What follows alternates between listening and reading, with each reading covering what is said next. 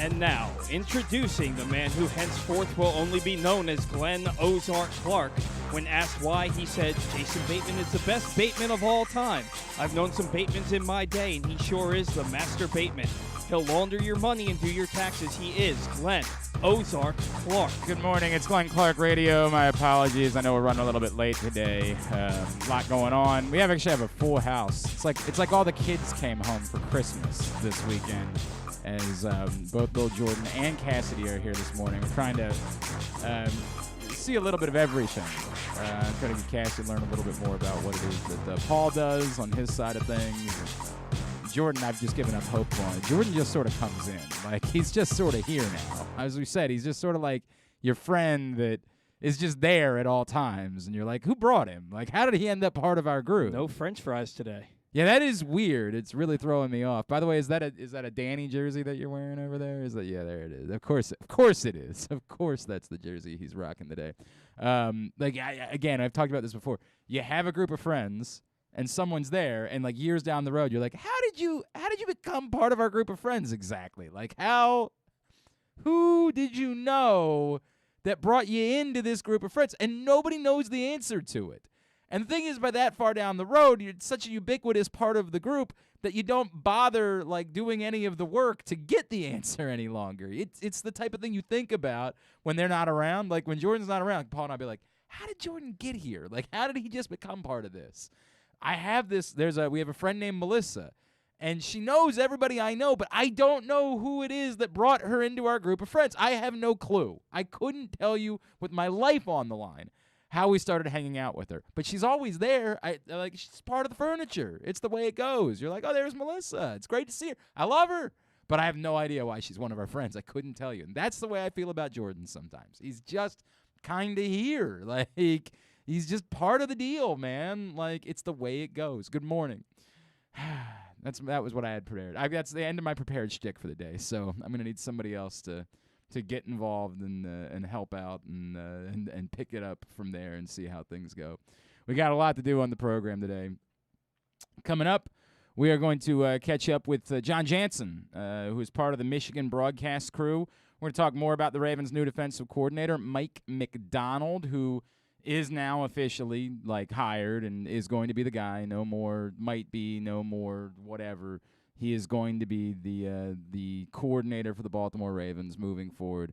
We'll talk to Jon Jansen a little bit more about what Mike MacDonald brought to the Wolverines a season ago and why it was they were one of the best defenses in all of college football. We're going to do that here in just a few minutes. Also later on this morning, we are going to chat with Bruce Bilek, the GM of the Fanduel Sportsbook down at Live Casino and Hotel in Hanover. Of course, Live Casino and Hotel is the place to be to watch the championship games this weekend. You can get that in-game betting going. I'm really excited to talk to Bruce about some of the parlays that you can do on both games. There was one yesterday that really jumped off the page at me. You could bet that all four teams playing in the two championship games will score at least one touchdown and one field goal.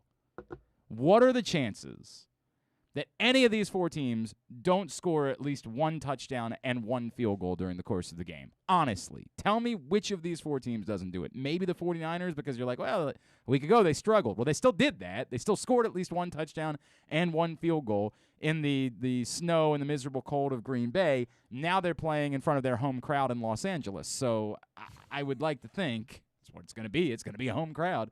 I would like to think that in a little bit more climate control, they would have no problem finding themselves a bit more successful when it comes to offense. I love that bet, but we'll talk more about it with Bruce Bilek, and then I will go lose some more money this weekend at the Fanduel Sportsbook because I was unlucky with my bets a week ago. And also coming up this morning, we are going to chat with Jim Nagy. I always do this, Jim Nagy, the executive director of the Senior Bowl. That's next week down in Mobile. Missed him yesterday, but we're going to chat with Jim Nagy today to preview what's going on down there and what prospects Ravens fans should be keeping their eyes on in relation to the number 14 pick. So that's all coming up on the show today. Quickly, two things. One, yes, Mike MacDonald is the guy. We'll talk more about it here in a second with Jon Jansen. As we talked about yesterday when we thought this might be the case, everything about it's very logical. This is someone who came up through the Ravens sort of system, traversed the path It makes sense. It's not technically an internal promotion, which is what they've always done because he wasn't here last year, but it might as well be an internal promotion. He was the guy who was going to be next in line, if you will, before he left to take the Michigan job. Then he looked like $1 billion at Michigan last season. He looked incredible leading the Michigan defense, which was the singular reason why they were any good this year, because Lord knows it was not what they were doing offensively. So bully, it makes sense. Will it create a drastically different strategy? I think that's been the big question about what the Ravens would do with this defensive coordinator hire, particularly would they shift to more of a 4-3 and try to get more pressure from the 4 down linemen than they had been getting in the past. I don't know. Mike MacDonald's going to have a press conference early next week. Presumably he's going to lay that out, but we'll talk more about that with Jon Jansen and what it is that we should expect from Mike MacDonald schematically as defensive coordinator. I would assume that Mike MacDonald will be given the flexibility to discuss if he wants to make some other changes. That's typically the way something like this would work. He would have the authority. He would have the ability to say, like, hey, when I was here, I just really didn't think that much of this person. I think we'd be better suited going with someone else in this role. And I would think that as a coordinator, you would at least be able to give input to who the other defensive coaches are. Would you have final say? I don't know. But I would think that he'd be able to give some input, so we'll see if there are more changes coming to the Ravens' defensive staff in the coming weeks. The other thing I want to talk about is this insane thing that people are losing their minds about from an interview that Ed Reed did with Morton Anderson. I'm just going to take literally a very short detour here to have a conversation about it, and then we're not going to talk about it anymore because it really doesn't even warrant this much. I love Ed Reed. Who doesn't love Ed Reed? Very controversial thing I want to say this morning. I'm an Ed Reed guy. I like him. Very controversial, highly charged thing I want to throw out there. I really like me some Ed Reed. I know it's just another sports guy flapping his gums and saying something, but I'm an Ed Reed fan. There I did. I said it. I can't take it back now. I said it. In loving Ed Reed, I think that sometimes we want to believe that, well, if Ed Reed says something, it means more than if so-and-so says something. Well, maybe if he actually says something. And he didn't actually say anything. What we did, a couple of people on the internet who had an agenda took what Ed Reed's, it literally said, Ed Reed could have said, I like computers, right? And these people on the internet would have been like, see? He thinks John Harbaugh stinks. Because there's a couple of people on the internet that just really don't like John Harbaugh and are desperate to find anybody that agrees with them. Anybody that will say, and they'll just take anything and say, this proves that I'm right. At no point did Ed Reed say John Harbaugh is a bad coach. It didn't happen. He told a unique anecdote about the issues that they had in 2008 and 2009 in relation to John Harbaugh and his style of coaching, which was at the time far more like his brother than it is today. And frankly, there were a lot of people within the Ravens organization that were rubbed the wrong way by John Harbaugh in the first couple of years that he was in Baltimore. He came in with a very, I think the term that the kids use, Cassidy and Jordan, you can tell me, it's the pick-me, right, attitude that the kids talk about anymore. He came in very much making a stir, and we're going to do things differently, and it really rubbed some people very much the wrong way. In fact, even within the Super Bowl season, after a loss, he wanted to run everybody out for full padded practices that week, and we've talked openly about how there was a player mutiny within the Super Bowl season. Now, the mutiny has always been way too strong a word, and even the players have pushed back at that. Like, no, it wasn't a mutiny. Like, we weren't all going to quit the team. We just sort of said, we need to talk about this. You need to listen to us and say, we're beat up. You're not playing the game. We are. We're beat up. We're not going out and having full padded practices this week. And he did, and I don't know if you heard, they went on to win the Super Bowl that year. I'm not sure if you guys, it was in all the papers. I would have liked the thought that maybe you heard about it. There were real issues between Ravens players and John Harbaugh when John Harbaugh arrived. there has always been this thing that has lingered related to John Harbaugh and strong personalities. The notion that John Harbaugh doesn't like having strong personalities on the football team and has tried to run them out of town. The only actual evidence of that, or the only actual debatable evidence of that, would be the Ravens trading away Anquan Boldin, which, as we all know, was the dumbest decision in the history of the franchise, and we'll never be able to go back and redo it, right? And like I don't like talking about it any longer because we're a decade removed. It's the dumbest thing anywhere. I can't compare it. It's dumber than signing Alejandro Villanueva, to give context. It was the dumbest thing this organization has ever done. It was not just John Harbaugh saying, Anquan Boldin's got too strong a personality, I don't want him around. Ozzie Newsome was very much behind, if not more behind, the moving on of Anquan Boldin, because Ozzie Newsome decided he wanted Anquan Boldin a certain number, and Anquan Boldin wouldn't play for that number, and Ozzie Newsome, very much wanting to be the smartest person in the room, said, well, that's what I think you're worth, and if you're not going to play for that, I'm moving on. He screwed it up. Period. He screwed it up. Now, would I like to think that like other people internally would have stepped in and said, we ain't doing this? It's a different conversation. But thinking that John Harbaugh individually alone was the reason they moved on from Anquan Boldin is not factually accurate. I joked about this on Twitter this morning. I, too, share the very strong opinion that a franchise is better when you have generational talents on the field. Again, hot take artist over here. Just guy flapping his gums. I'd much rather have generational talents all over the football field. I know, crazy that I would say something like that. I would love for the Ravens to draft a Ray Lewis and an Ed Reed and a Terrell Suggs and a Marshall Yonda and a Haloti Ngata with their next 5 draft picks. That would be wonderful. Sign me up. Are they available? We'll ask Jim Nagy a little bit later on in the show. I would love if that were the case. If the next 5 players they drafted proved to be just as good as all of those guys. When you have players that are that good, you know what that comes with? A bit more respect in the locker room. Because, that's Ray Lewis. Believe it or not, as respected as Josh Bynes and LJ Ford are in the locker room, and don't get me wrong, they're respected, Ray Lewis is going to be a bit more. So, yes, I'm all for having generational talents in the locker room. I do think that would help. That's a very controversial statement that Ed Reed made, and you guys were right to freak out about it yesterday. Come on. We're just not this obtuse. I refuse to believe that. Well, some of us never mind. Some of us very clearly are. Others of us are willing to play along, are just willing to play along for attention for whatever reason. Love Ed Reed. I'd listen to Ed Reed talk about just about anything. But the notion that Ed Reed said something yesterday that was controversial or that was suggesting that John Harbaugh is a bad coach, stop. Get the F out of here. He said nothing of the sort. Not remotely. But if you like listening to Ed Reed talk about football and tell stories, I'd encourage you to go watch Morton Anderson's podcast. Plus, you get to hear Morton Anderson's Louisiana drawl. And that, by the way, delightful. Just delightful. I'd listen to him.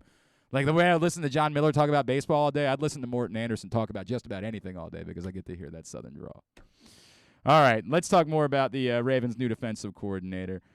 Joining us now, a man who knows a thing or two. Of course, we know a thing or two about Mike MacDonald from all the time that he spent in Baltimore, but he actually knows a thing or two about him leading a defense because he was in Ann Arbor last season as a part of the radio broadcast crew and a podcast host as well for the University of Michigan, radio host up that way. He is, of course, a former NFL offensive tackle. He is Jon Jansen, and he's with us now here on GCR.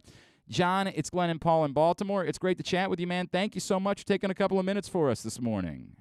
Hey, thanks for having me. It's great to hear from you guys, and we're already talking about next football season. I know that both of our teams are out, and I can't wait to start talking about drafts, start talking about free agency, all of that stuff. But now it's hiring season. Right, it is hiring season. I was going to say, when you say your football team, are you referring to Michigan or the Lions? Because I would say that I would think that covering the Lions makes you a little bit more comfortable with having these conversations this time of year. Maybe more like week 12 probably is when you start having these conversations most season. Yeah, it seems like for Detroit, when you're talking about hiring season, it's generally firing season between weeks 1 and 16, and then hiring season, and the Lions Super Bowl begins after that. Right, correct. The most important, the most wonderful time of the year, I believe, is what they call it, John. I think there's a song about it. All right, John, we want to talk, of course, about Mike MacDonald, who will be the Ravens' next defensive coordinator, and everything about it makes all the sense in the world. He's someone who came up through Baltimore. He was on the trajectory to get a job like this, and then detours to go work with John Harbaugh's brother for a season. Just in terms of, I guess there's still an unknown, right? So before we talk about Mike the person, were you at all surprised? One of the things we talked about this week was, well, do we know what Jim Harbaugh's doing, and was that at all a factor in Mike MacDonald in making his decision? Is there still, like, internally up that way, any debate about whether or not Jim Harbaugh is going to be back, or is the belief that, he's not going to take any of these NFL jobs, that's just him trying to get more attention, more money from Michigan? I don't think it has anything to do with Jim Harbaugh. I think Jim is a different guy, and he knows he's under contract. There's rumored to be an extension sitting on his desk, and all of those factors.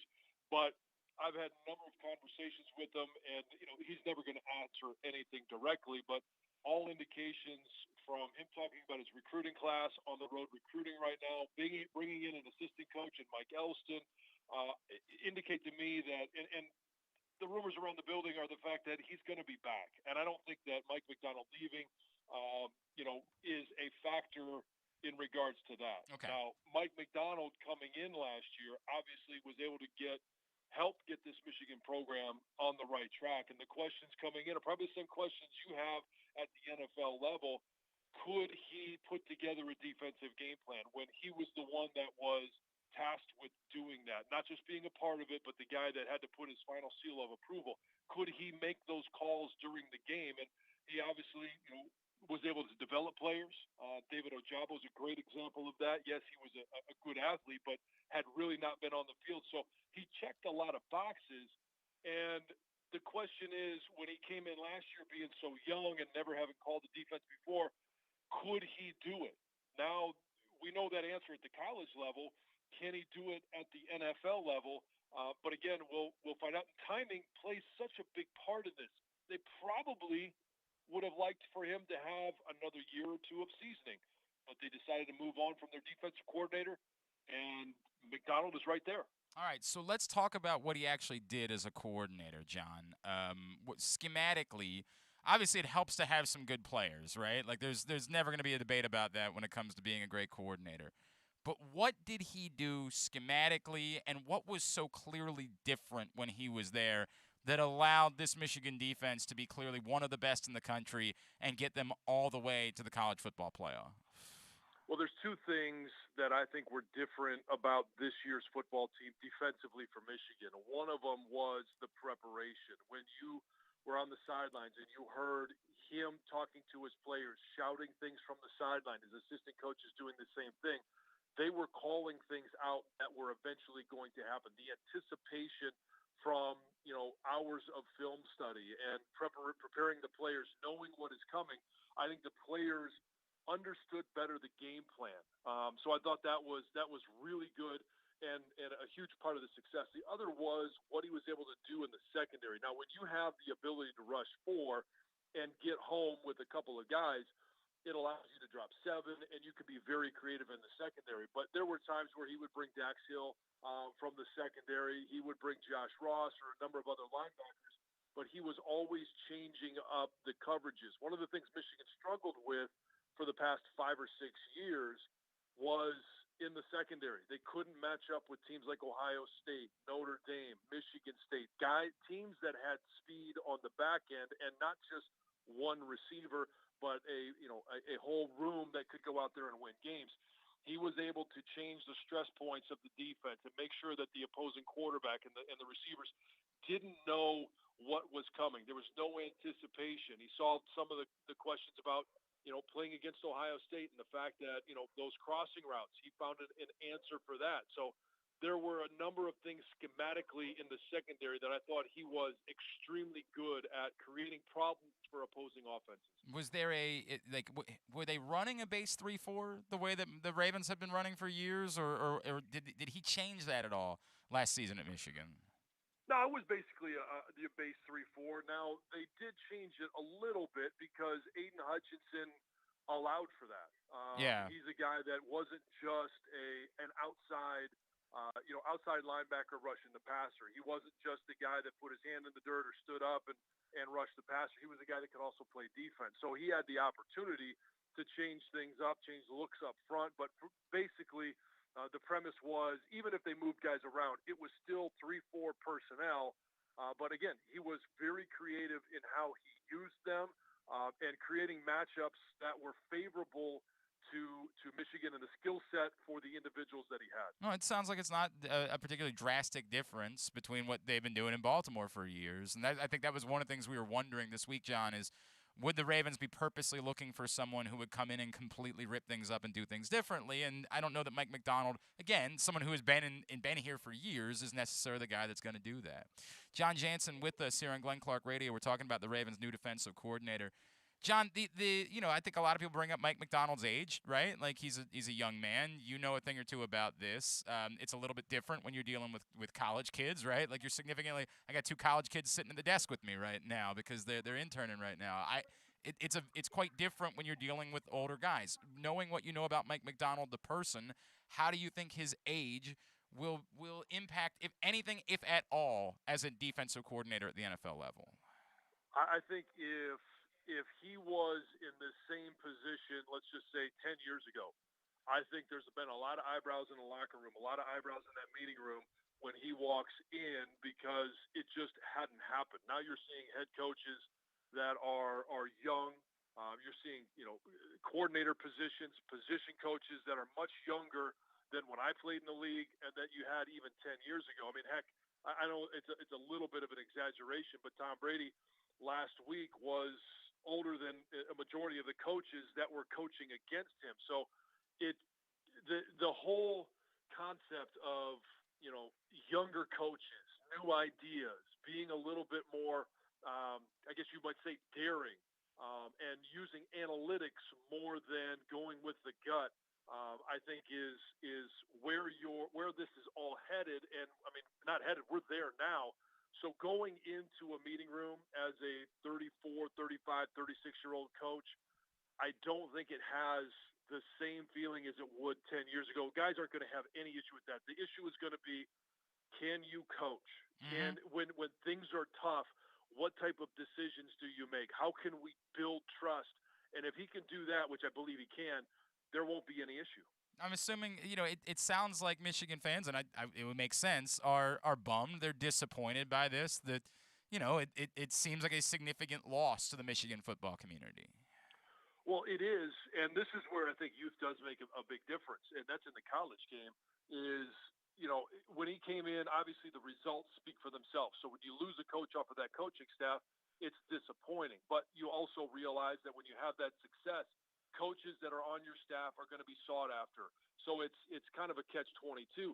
The other thing that I think most people are disappointed at, recruiting in college football right now is a young man's game. It has completely changed. You're not only recruiting the players that you normally would be recruiting, but you're recruiting your own roster because of the transfer portal.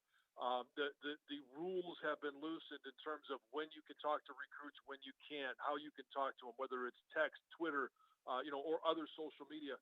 It is unbelievable the amount of time that is required to recruit the next recruiting class. And not only that, but hell, you're recruiting 2, 3, 4 years down the road, and you need a young man's energy to do that. Mike MacDonald fit that bill to a T, and losing him, not only using a great coach, but you're losing a great recruiter, a guy that has the energy to do it. All right, John, before I let you go, I don't think the Ravens are going to have a chance to repair him with Aiden Hutchinson. I don't think that's going to be on the table. But tell me a little bit about David Ojabo, who's kind of this weird name going into draft season, and there's a relationship now with the Ravens defensive coordinator. He knows a thing or two about him. Might be interesting for the Ravens at the 14th pick. And, he was tweeting the other day about how much he loves Dafe Owe, and they've got this Nigerian connection. But, we also know that there are people that are like, hey, David Ojabo literally has one season of success that we're talking about. I'm not sure he's really a first-round pick. What is David Ojabo to you after seeing how he just sort of came out of nowhere a year ago and had this monster season? Well, he's only played football for 5 years. So when you talk about inexperience, that's exactly where it's at. And you and I and everybody listening probably knows that in the draft, yeah, you're going to draft guys regarding what they can do or what they've done, but also what they can do immediately. But you've also got to project down the road. And what does that player look like? Do you have an opportunity to get a game changer? And maybe he's not changing games as a rookie or even as a second-year player, but 3, 4, 5 years down the road, can he be that dominant player? And as David Ojabo continues to learn more, gets more experience on the field, I think he's going to be that. I don't think there's any question that he's going to be a first-round pick. And right now, he's more of a second-long, third-long type of player. I don't know that he can hold up against the run, but as he continues to mature his body, as he continues to change how he plays and adapt, he's a smart kid. And he's got a lot of drive. I think he would be a great fit for a lot of NFL defenses, especially for a coordinator that's familiar with what he can do, but also what he needs to work on so that when you do get to that rookie season, or you get to that second year, he's a little further along. What you just said, by the way, in the past, I would have said, well, that means he's probably not going to be a Raven. They need their linebackers to play against the run. But again, given that Mike MacDonald knows that and figured out a way to use him quite successfully this season, it just kind of makes me wonder if perhaps David Ojabo will be on the radar at 14. All right, Jon Jansen, what can I plug for you, man? I know it's at Jon Jansen77 on Twitter, but like podcast, the show, anything. What all can I plug for you? Well, I've got the M Go Blue podcast with Jon Jansen. You can find that wherever you get your podcast. But also, hey, if you want to know what's going on in Detroit sports, check out the Odyssey app because 97 won the ticket here in Detroit. I'm on from 6 to 10 in the morning, the Stoney and Jansen program, and we cover everything around the state of Michigan, but specifically the sports here in Detroit. Jon, really appreciate you taking the time for us this morning, man. Best to you. I know this is the most important time of the year in Detroit. Thank you for hopping on with us and spending a few minutes letting us know about Mike MacDonald. Thanks a lot. You guys take care. Jon Jansen, former NFL offensive lineman, now a radio host in Detroit and part of the Michigan football broadcast crew. Appreciate him taking a couple of minutes for us. And again, I don't expect there to be drastic changes with Mike MacDonald as defensive coordinator, but perhaps those are subtle things, like the idea that that actually is encouraging, right? The way that he describes the way they use David Ojabo at Michigan. This is a guy that's not really strong against the run, but they put him out there in passing situations, and he finished with 11 sacks last season. It's something that we've been talking about a lot in Baltimore over the years, right? Like using guys that are pass rushers as pass rushers. Unique concept. What a thought. What a theory. Just let them go get quarterbacks in a situation where they're supposed to go get quarterbacks, and the Ravens just haven't done that. Will Mike MacDonald be a little bit more inclined to use players that way and to say, this is what you do, this is your role, it's quite valuable to us, go do that? I would like to hope that we could use David Ojabo as evidence of him being willing to do that. I mean, I'd like to hope. I can't prove that, of course, and we need to actually see that once he arrives here. But I'd like to hope that's the case moving forward. Well, yeah, it certainly gives you hope for guys like Odafe Owe, and you look at a guy like. And by the way, I thought like Odafe Owe is certainly not supposed to be a rush specialist only. He's supposed to be a disruptor in general, right? Like he's supposed to be someone, as we saw, his signature play this season came against the run, right? Like it wasn't rushing, And so I don't know if Odafe Owe is the same comparison to make, right? Because I do think the idea for it, remember, he was the guy that wasn't getting sacks during his final year in college. Didn't have a single sack in his last season in college. He's supposed to be more of a disruptor in general, someone who can do a number of different things. Somebody like Terrell Suggs. Terrell Suggs didn't become that guy until further into his career, right? Terrell Suggs began his career absolutely is what we're talking about. Situational pass rusher. That's what he could do. He could get after quarterbacks in situations where you knew a team was throwing. That's what Terrell Suggs brought to the table when he began his NFL career. Of course, once he got there, he became one of the most complete linebackers in football. And it's part of his story from a football perspective that doesn't get told enough is the fact that as his career went along, Terrell Suggs became really good against the run, really good against the pass, like could cover downfield, all of the things that you wanted from a linebacker. Terrell Suggs could do all of them. But when he came into the league, he was very much a situational guy that goes and gets quarterbacks and nothing else. Well, you look at a guy like Tim Williams, who was brought in here as a pass rusher, and we Who? heard, I've forgotten he existed, right? We heard all of these stories about him even beating Ronnie Stanley to the backfield in training camp. But then they're trying to do stuff like dropping back into coverage and stuff like that, and he fell by the wayside because he couldn't do it. He was not a complete player. Yeah,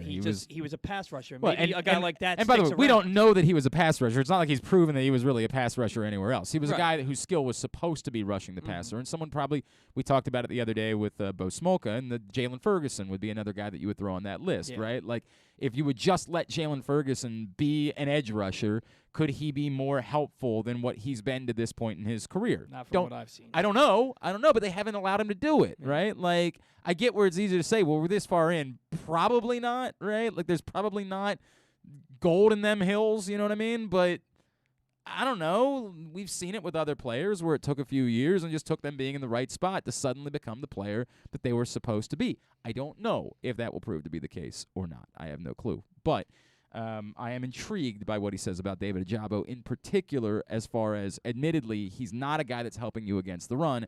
He's just a guy you're using in situational pass situations. Well, in a season that's not nearly as long as 17 games, he ended up, well, I guess it's not, they probably played 14. Did they play 14 games last year because they were in the playoff? I Is think that so, the way yeah. the math works? Because they played 12 regular season games, The playoff game. the championship game, and then a playoff game. Mhm.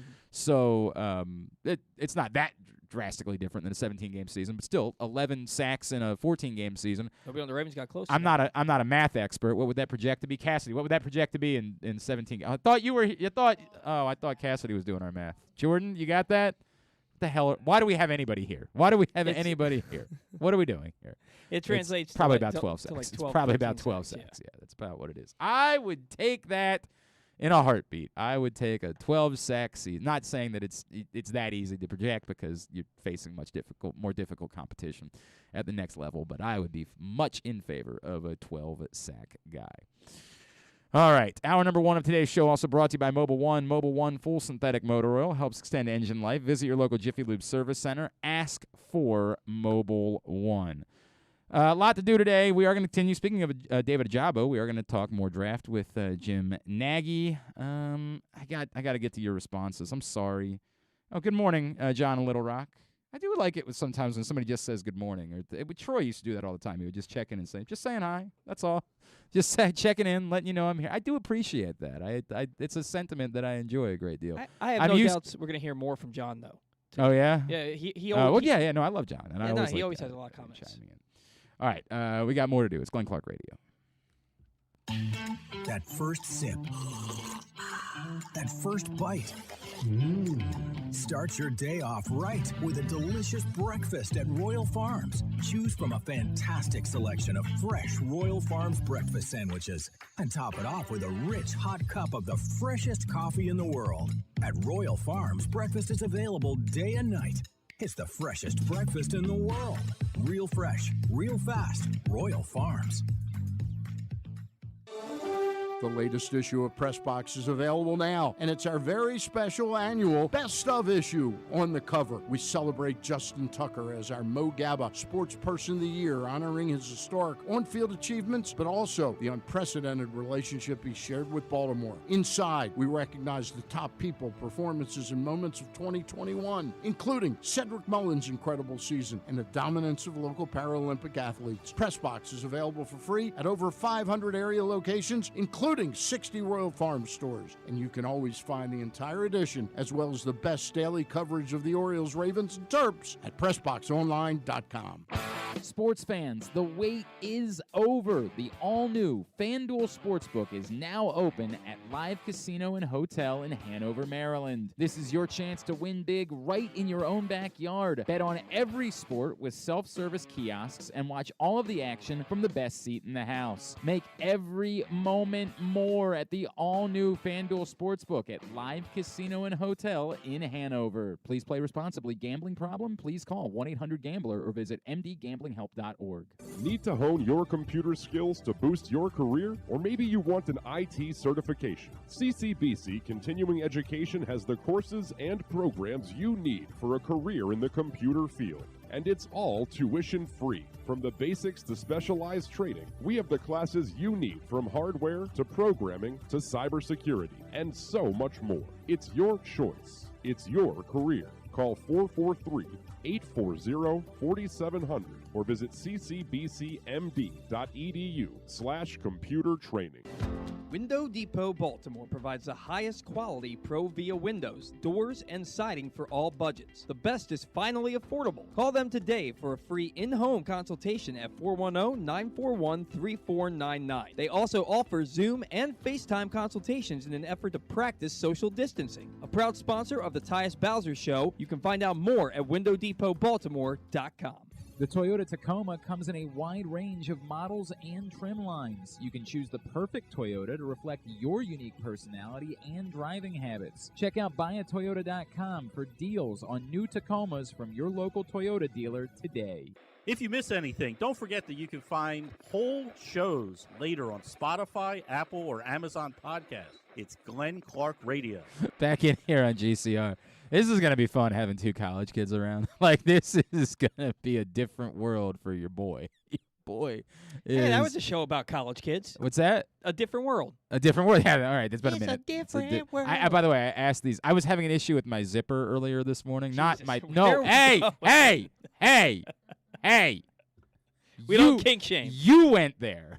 Not me. It was my coat zipper. Settle down over there, Chief. I was having an issue with my coat zipper earlier this morning. And it did, of course, remind me of the famous Beans and Franks scene, the Franks and Beans scene from There's Something About Mary. And so I looked at it, and I was like, I'm the only one, because Paul was running a bit late this morning. I'm like, I'm having a great time because I'm thinking about Franks and Beans. Like, that's all I'm thinking about in that moment. And I look at these two, and I'm like, neither one of you have seen Something About Mary. You're way too young to care at all about what I'm doing right now. And, of course, I got completely blank faces from Have both you guys of them. really never seen that movie? No, of course they haven't. Paul, you're really underestimating what we're dealing with right now. See, I love movies. So I know you love movies, but you're closer to my age. Yeah. You're not that much younger than I am. These two are half of our lives. Yeah, that movie did come out before they were born. Yes. Well, I don't know about before they were born. It came out in 98. These guys weren't alive in 98. Oh, God, it did come out in 98. Oh, God. Oh, God. Oh, I want to die now. Wake up I want to call. die. The thing is, anytime somebody calls me old, I say, I'm not old. I'm just older than you. Yeah, I want to die. I'm not kidding. That's the worst thing that's happened ever, is the idea that they weren't alive. Oh, my God. I remember seeing it in theaters, and these two weren't alive. Oh, it was one of the most joyous times I've ever What a had great watching movie. a Go film. treat yourself. It's a great movie. The Of movie course, holds it's a up over the wonderful. test of time. Well, mostly. There's a few things in there that probably we wouldn't be doing in pictures at this point. Maybe. I don't think in general, like, he's a good ass. We put him out in the back. We let him. I don't know that we would be doing some of those If things. you can open up your sense of humor and realize it's a movie. God, it was such a great film. Are you aware of the Stadio Olimpico? Did you build the Stadio? No, right down the street, three doors down. Like, oh my God, everything about that film is perfect. God, I love it. You guys weren't even alive. All right, well. If you're wondering, I'll be doing shots later of bleach. That's how I'm going to spend my day after learning this information this morning. That's how I start every morning. Oh, yeah, it's delicious. It really kickstarts your day. Hoping this is the last really one. kickstarts your day. All right, today's show is brought to you by Glory Days Grill. You know where I'm going tomorrow at noon? This is a straight shoot. Tomorrow at noon. Oh, you know what? I'll let Jordan tell us about the Towson basketball game from last night here in a second. I'm taking my father and I and my kids are going to the Towson basketball game tomorrow. As long as they're able to play, just not something I expected was going to be. I thought maybe there might be a snow issue. That's not the problem that they're dealing with. So before the game, we're doing a family outing. We're going to go to Glory Days at noon tomorrow. Me, my dad, and my two boys, and we're going to devour, I think, 6,000 smoky thigh wings between us. We are just going to put away, as a team. I remember when the pandemic started, they were doing like get 20 boneless wings for a certain amount type of deal. And I swear to God, my 4-year-old was like, you better order at least 3 because I'm going to take care of at least one of those orders by myself. Like, they love Glory Days wings. My 2 sons do. So we're going to put away a bunch of smoky thigh wings tomorrow. We're going to have a great time. Glory Days Grill, of course, glorydaysgrill.com is the website. Final days to take advantage of the seasonal menu, which includes not only the Alabama barbecue sauce for your smoky thigh wings, but also includes the short rib grilled cheese, the house-made meatloaf, the grilled meatloaf sandwich, all of that. So good. glorydaysgrill.com is the website. Get your order in right now. So, Jordan, you went to the Towson basketball game last night. I would like to tell you, Paul, do you know who won the Towson basketball game last night? No, I don't. Okay, well, it was between Towson and Delaware. So you give your first guess. Who do you think won? I think if Towson had won, you would have mentioned it already. So I'm going to say Delaware. Okay, why don't you guess again? Towson won. You're wrong on both accounts. Did they play? They did. Was this the one where they had to evacuate the arena because kids kept slipping on the floor? That's the one, Paul. That's the one. No winner of the Towson basketball game last night because it was suspended early in the second half. Jordan, you were there. Jordan starts texting me. Was it Jordan's fault? I don't know. It might be related. I did give Jordan a bunch of crap because I was at the game a little while ago, and I'm like, dude, why don't more students go to the games? And so Jordan took it to heart, and he was like, I'm going to go to the game. And boy, did he get a treat. Boy, did he get a treat. So what exactly was happening last night, Jordan? Yeah, so they were just, right off the tip, they were just slipping. Just the tip. Yeah. Oh, right off. I can't make that joke anymore. God! Yeah. But I gotta. Cassidy's not here. Have you seen Wedding Crashers? They were just slipping and sliding all over the place, and then one of the Delaware players went to the locker room with an ankle injury. Timberlake. Justin Timberlake. Not Nicholas Justin, Timberlake. Nick Timberlake. He went for a wide open layup. Which everybody knows is his brother. I mean, they're brothers. Of course, everyone knows that. No one in the lane, and he just face plants. Oh, cool. And he's not good. He's on the floor looking what's going on, and all the it's the whole court, and they keep mopping it and everything, and everyone's like, okay, this is normal. They go in for halftime. They mop the courts. They come back out, and with 18 minutes left in the second half, right after the half starts, the loudspeakers come on. Yeah, the game's been suspended because of slippery court conditions. Is there a hockey rink underneath? No. They don't play. So they don't play hockey. The Baltimore Blast soccer team plays there.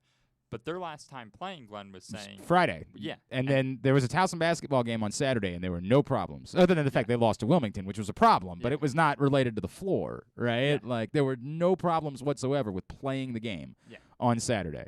Nobody has the answer. Now, I'm sure if I really called a few people, they would tell me, but they would say you can't talk about it on the air. Maybe there's a leaky roof.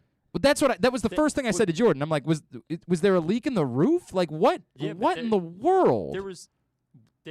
I didn't see any water dripping, and one would think that if there was a leaky roof, they would have caught it at halftime. You would think that. Also, it did not rain last night. Yeah, that too. So even if there's a leak in the roof. So maybe it's not the roof. Maybe it's the lacquer or whatever that they put on the floor. Well, why would that be I don't understand that at all. Maybe it's running thin and they need to redo it. I have no idea. I have no idea I'm just a thinking either. man here. And Glenn, just the worst part is there were a lot of people at the game last Oh, night. damn it. A lot of students. They all heard Glenn Clark Radio, and they're like, we got to get out there. And Towson's playing well, and it's the Delaware game, and there's always a big crowd for Delaware because, some Delaware fans come down, too, because it's not that difficult to travel, of all the games. Yeah. Towson was trailing by, 9 in the second half when this happened. Yeah, they were not playing. But how much of a factor was the fact that they couldn't... Yeah, no, they were missing open shots because their legs would just give out. Not ideal. Was one side of the floor slicker than the other by chance? No, it was both, and then one of the players, as he was coming off the court, told my friend and was like, man, it was like a slip and slide out there. We don't know what was going on. So weird. Look, man, I am willing to chalk this up as a bizarre anomaly. I don't think that anybody did anything, underhanded to try to purposely sabotage somebody. This is where the conspiracy theorists start throwing out things like, Man, somebody was. It's really funny because John Little Rock actually messaged me yesterday. He's like, "Hey, you like Towson -5 tonight?" And I was like, "I do. I really do like Towson -5 tonight." And so some conspiracy theorists would be like, "Somebody bet Delaware +5," and they were like, "How do we figure out a way? Let's go make the court slippery or something like that." It's I a Mike Lupica book. What? The game. What? I don't. Someone's gonna make a. Got you. Yeah. Right. I'm like, Yeah, what do you so- say? No, 100%. So the restaurant that I used to work at before the one I work at now, Mm-hmm. the We floors need were to come up with a fake name for the restaurant that you work at. Hey, Jordan, you want to go see Jackass with us next Friday? Cassidy, what? Yeah, you got I've classes in the afternoon on I've Friday, been- right? I've been No? dying. You want to go see Jackass with us next Friday afternoon? I've been We're going to do a dying to go class see field trip. Jackass. We're going to a class field Right. trip next Friday to go see so Jackass. I worked at this restaurant that I'll call Fishy Claws. Fishy Claws. All right. I actually like that. I don't know where it came from, but I like Just it. popped into my head. All right, let's go with it. So at Fishy Claws, they have hardwood floors. I'm guessing it was a seafood establishment. Yes. Okay. All right. They have hardwood floors, and the coating, for whatever reason, for the entirety of the 11-plus years that I worked there, was the slipperiest surface on the Have face you of the been earth. to the Wrecker Theater since they reopened it? No. Have you been to the Wrecker Yes. Theater? Now, you had never went to the old Wrecker Theater because, again, you're Yeah. I saw Shinedown at you the were old Wrecker born Theater. after There's Something About Me. I saw Shinedown at the Otto Bar once, Nice. opening for Tantric. Nice. And I had no idea who they were, and it snowed, and there were 10 people in the room. I mean, I say there were 10 people in the room. There might not have been 10. Like, it was a blizzard, and they were already here. And Shinedown probably still at the top of their And- lives. And I'm not a big, like, it's just not typically my type of music, right? Like, I think they're good, you know what I mean? Mm-hmm. But I had never heard them, and they just came out, and they were like, after we finish, why don't we all go up and do shots together? Because there's 10 of us. There's 10 of us You here. took shots with Shinedown? Yeah, I didn't know. This is the I most know- jealous I've ever been of I didn't you. know who they were. I You're had like one of no my clue. top two I was favorite so bands. excited about seeing Tantric because I was a big Days of the New fan, and then this Days of the New became Tantric, and so Tantric played, and Tantric had a couple of hits actually. I was big in Woken them. I know that was Incubus. They had a song called Warning though. Tantric did, and I don't remember how it goes. They did have a song. I'm telling you, they had a song called Warning. Yeah. Anyway, we're not going to spend too much. This is Ron and Owings Mills, by the way. So I don't know how we got there. Oh, the Wrecker Theater. The Wrecker Theater. What I love about it, the floor is insanely sticky. Yes. Like the stickiest floor you'll ever experience. If you go to move, like if you go see someone, because I think they still do. I like to move around a little bit when I go see some live music, do a little white guy dancing. You know what I mean? I'm a big fan of old. It's the type of thing you see at a wedding, right? Like, you know the type. People that don't really have any rhythm, but they dance anyway. Like, that's my moves when I go to a show. So I'm there at the Wrecker Theater for the first time since it reopened. And I got a lot of emotions tied to the Wrecker Theater because this was a major part of my childhood. And I'm there, and I go to do a little dancing, and you can't pick your feet up off the ground because the floor is that sticky. And then I'm even happier. Then I'm like, oh, my God, it's exactly like I remember it. You can't move. The floor is so sticky. It makes me so happy. You're like, what is it? I don't know. I don't want to know. The point of the Fishy Claws story was maybe they recoated the floor and they got the wrong kind of coating and they got similar stuff to what happened at Fishy Claws. And that's why it was so slick. That's the But why would that suddenly be the case this game and not the game 4 days earlier? Maybe they recoated it within those 4 days. I don't know, man. I don't know. It's the only logical super- explanation. it's There's no super water weird. on the It's court. super weird. It's so weird. They suspended the game early in the second half. They're gonna finish it at some point. And thankfully, it's Delaware, not a school. Towson's gonna win. I mean, I hope, but they gotta put together a bit of a comeback. They got work to do whenever they do get it together. But hey, I'm planning to go to the game tomorrow. Hopefully they'll have things together they can play. I did think to myself, like, would it have been an option? I don't know what does the Towson Center look like right now? Like, It is has the court. is it exactly the same? Because they still practice there, yeah, right? It has the court. I don't know if the stands are still But like there. I'm saying, like if in an emergency situation, like couldn't they have just picked up and said, "Let's walk next door and finish this basketball game here, and everybody can come over"? Like I don't think that. It was just weird to me. It was very weird. All right, Ron's in Owings Mills this morning. Ron, what's up, pal? How are you? Glenn, thanks for taking the. Oh, we got to hang on, Ron. I got to fix the phone. I apologize. Yep. What's up, buddy? Thanks for taking my call. How you doing? I'm good, pal. How about you? We still got to get that. Hang on. Sorry, Ron. We got to get that fixed. It's something that we deal with. I don't know if anybody can hear me right now. We there? It's good enough. We'll deal with it. Ron, what's up, pal? You watching the tennis? Am I watching the tennis? What kind of question is that? Yes, I'm You watching. Staying up late? Yes. Okay. So I did not watch the Medvedev match last night. I didn't watch that one, but I stayed up long enough to see the first match end. I was disappointed. I thought Berrettini. I thought he would have. I know he picked it up late, but yeah. Well, actually, what I was really surprised by when he came on in the third set, I was like, "Woo, boy!" I didn't know that he was going to win, but I thought he could get it to 5. I'm not really that. He didn't look like he was in it mentally in the first set or two. I don't think. I'm trying to think. There was another match where something like this happened where when someone gets an early break. And like you're just never in it. Like you never feel like you're in it, and it buries everyone. Berrettini has everything going for him. He's one of the most handsome men on the face of the planet. He's a phenomenal grass court player, obviously, and he's tall when his serve's on. He's dynamic. But the side where he's got to overcome the greatest players in the world when they're not helping him in any way, he's still just not there yet. And, there's a question about whether or not he'll get there because not everybody does, right? There's a lot of players. Like Milos Raonic had everything going for him except the part where when you would play the best players in the world and they did nothing to help you, are you able to overcome that? And Milos Raonic never was. Yeah, I agree. I mean, that's a good comparison. He's a similar type big server. Yep. I thought it would have went 5, but I think we got the two best players right now playing. Zverev was disappointing early, but Shapovalov played well. But I think, obviously, in my opinion, Medvedev, I'm giving him the favorite. He was. By the way, Ron, he was my favorite whether or not Djokovic was in this tournament. It's Medvedev. I thought it should have been like 50-50 Djokovic or Medvedev. Yeah. Yeah. I mean, honest to God, Medvedev. I get it. You can still say it's Djokovic on a hard court, so and particularly in Australia, so you have to make him the favorite. But Medvedev, and Nadal last night, for example, was playing so far off the baseline that you could see that was infuriating Berrettini. He just couldn't find a shot that was working. He couldn't find anything that was working. Medvedev is playing in Sydney. You know what I mean? Like he's playing so far behind the baseline. I don't know how anybody beats him. I just don't know on a hard court how you're beating Daniil Medvedev when he has the ability to play 25 feet behind the baseline, man. Like, it's nuts how much he can cover because of it. I agree, and I think just the matchup-wise, I think it's better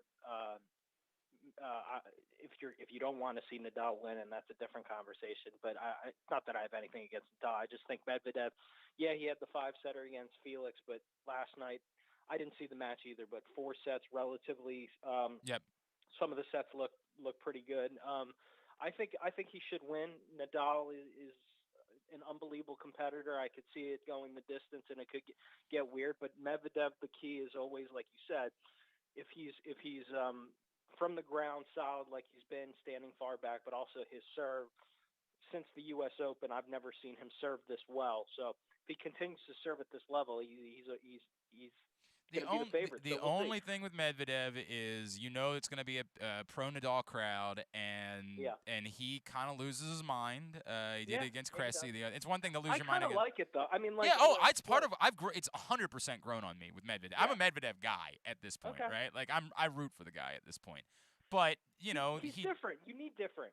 He has the ability for that to go south too, right? Sure. Like against a player like Nadal, when the crowd is fully behind. It's one thing to have the crowd against you when you're playing Maxime Cressy. It's another thing when you're facing Rafael Nadal. So we'll see. Now let's get quick on the Ed Reed thing, really quick.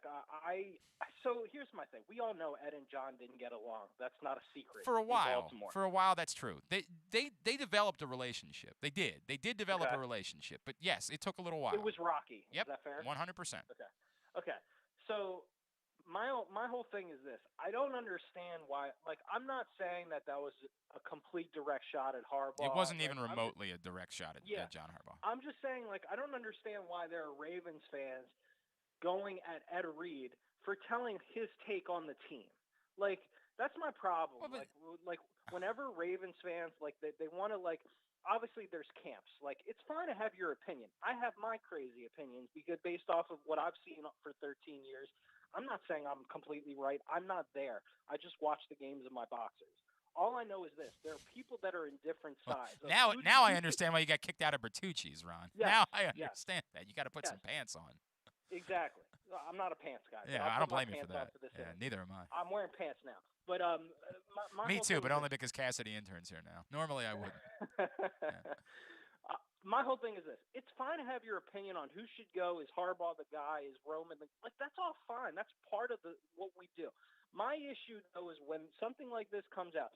It's fine to say no, that had nothing to do with it, if that's your take. But there are people going at Ed Reed, and I saw the same thing happen with another player. I can't even remember that. Just like they're giving their take on the team. Why can't Ed Reed speak his truth about what he felt? But Ron, this is the one that makes this particularly bizarre. He didn't say anything, and I know this is difficult for us to say. He didn't. All he said was, There's not a Ray Lewis. There's not an Ed Reed. Well, we know that. Like, there's very few teams that get to have Ray Lewis and Ed Reed. And again, as we all know, having Ray Lewis and Ed Reed wasn't what led the Ravens to winning a Super Bowl. The first one with Ray Lewis, but they had nothing to do with winning the second one. The second one they won because their offense was insane for the last month of the season. He also said next man up, and that yes, losing Lamar changes things, but you still got to find a way to win. But that's so absurd. It's so patently absurd. I know it's absurd, but that's Ed Reed's opinion. It's fine. Look, man, I'm not. Ed even sort of tried to gauge that, where it's when we say things like next man up, it's a nice cliche to throw around right until you're playing Robert Jackson in your secondary, until you're lining up an XFL caliber secondary to go up against Cooper Kupp and to go up against Devontae Adams. The next man up thing is a wonderful cliche, and it's something we all say forever because that's the way it works. You got to go out and play the game anyway. They're not going to cancel it. They're not going to wait till your players are healthy in order to play the game. But I'm just saying, it's fine to say that his takes are absurd. Yes, they were played by a lot of injuries, and that's fine. I'm not taking a side on this. I'm just saying Ed Reed watched the Ravens play. He saw all the games with the injuries. He's giving his take on the team. But I'm not. A lot of the stuff he said, like you said, we've already known. He didn't really say much. Right, correct, and that's really what this was. I don't know why people are going at Ed. If you want to say his take was, I don't agree with it. That's fine. But there are people now bashing Ed Reed for he's a Ravens hater. Oh, stop. Get at it. Ron, people are bored on the internet and they want attention. Stop. Ignore them. Ignore them. All right. It's the guy's opinion. I know. All right, buddy. I love you. I gotta run. Let's talk again soon, all right, pal? Yep. Ron's knowing Smells. Ron gets worked up about a lot of things. Man, come on. Who cares? I don't really care. That's why I only wanted to give 5 minutes to it at the top of the show. I'm like, I'm going to deal with this and we're going to move on because there ain't nothing to talk about. There's nothing to talk about. Y'all, I get it. We're bored. There's no games being played. So we wanted something to talk about yesterday, so we decided we're going to talk about Ed Reed, right? I love Ed Reed. Again, hot take, love Ed Reed. But there's nothing to say. There was nothing at all to be said from what this conversation with Ed Reed yesterday. All right, today's show brought to you by your local Toyota dealer and buyatoyota.com. Whether your focus is luxury and comfort, convenience, technologically advanced connectivity, or sporty performance and aggressive styling, we've got the perfect Highlander for you. Check out buyatoyota.com for deals on new Highlanders from your local Toyota dealer today. Next week down in Mobile, Alabama, it is the Senior Bowl, and this man always very good in a very busy time. He takes time for us, and we've always appreciated that. He is the executive director of the Senior Bowl. He's Mr. Jim Nagy, and he's with us now here on GCR. Jim, it's Glenn and Paul in Baltimore. It's great to chat with you as always, sir. Thank you for taking a couple of minutes for us this morning. Yeah, Glenn and Paul, good to be on, guys. Thanks for having me back on. It's great to chat with you. I know this is a very exciting time for everybody down there. Jim, let me just start with, normally I feel like over the years, the only thing that you and I have ever talked about is wide receivers when it comes to Baltimore. And this is one of the few years where, there isn't much of a wide receiver conversation to have. It seems like right now, offensive line is what the Ravens and Ravens fans are focused on. So looking at what you got, the name that jumps off the page at me is Trevor Penning. Tell me about Trevor. It's a guy, obviously, we didn't watch a lot of being at Northern Iowa. And do you think that this is a guy that's legitimately a number 14 type of pick and someone who could be an anchor tackle for a franchise for years to come? Yeah, I think you could go higher than that, guys. I think you might have to trade up for him. Wow. Yeah, he's a dominant FCS level player. We have a couple years background with him. We had his bookend, Spencer Brown, in the game last year, who went to Buffalo in the third round. Yeah, Trevor, you put on small school tape and you want to see a dominant player. That's Trevor. He's an absolute bully. It's like the varsity kid that gets pulled down to the freshman game to play. So this will be a big week. I think the only bet box that he has to check is, can he do it against, other future NFL people. So the best player he's played against is probably day in and day out in practice in the past was Ellerson Smith, who was in our game last year, who got drafted by the Giants, really athletic edge guy. So no, this is a huge week, but he's really talented. Massive guy, has no bad weight on his frame. Wait till you see him down here. You see clips on the NFL Network of this guy, and just angry, just plays angry. Brings an attitude, brings a tenacity.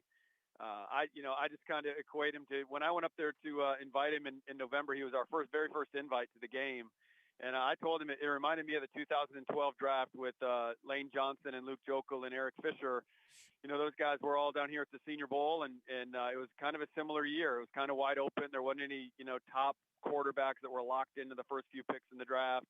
And Eric Fisher went from the late first round all the way to the number 1 overall pick out of Central Michigan.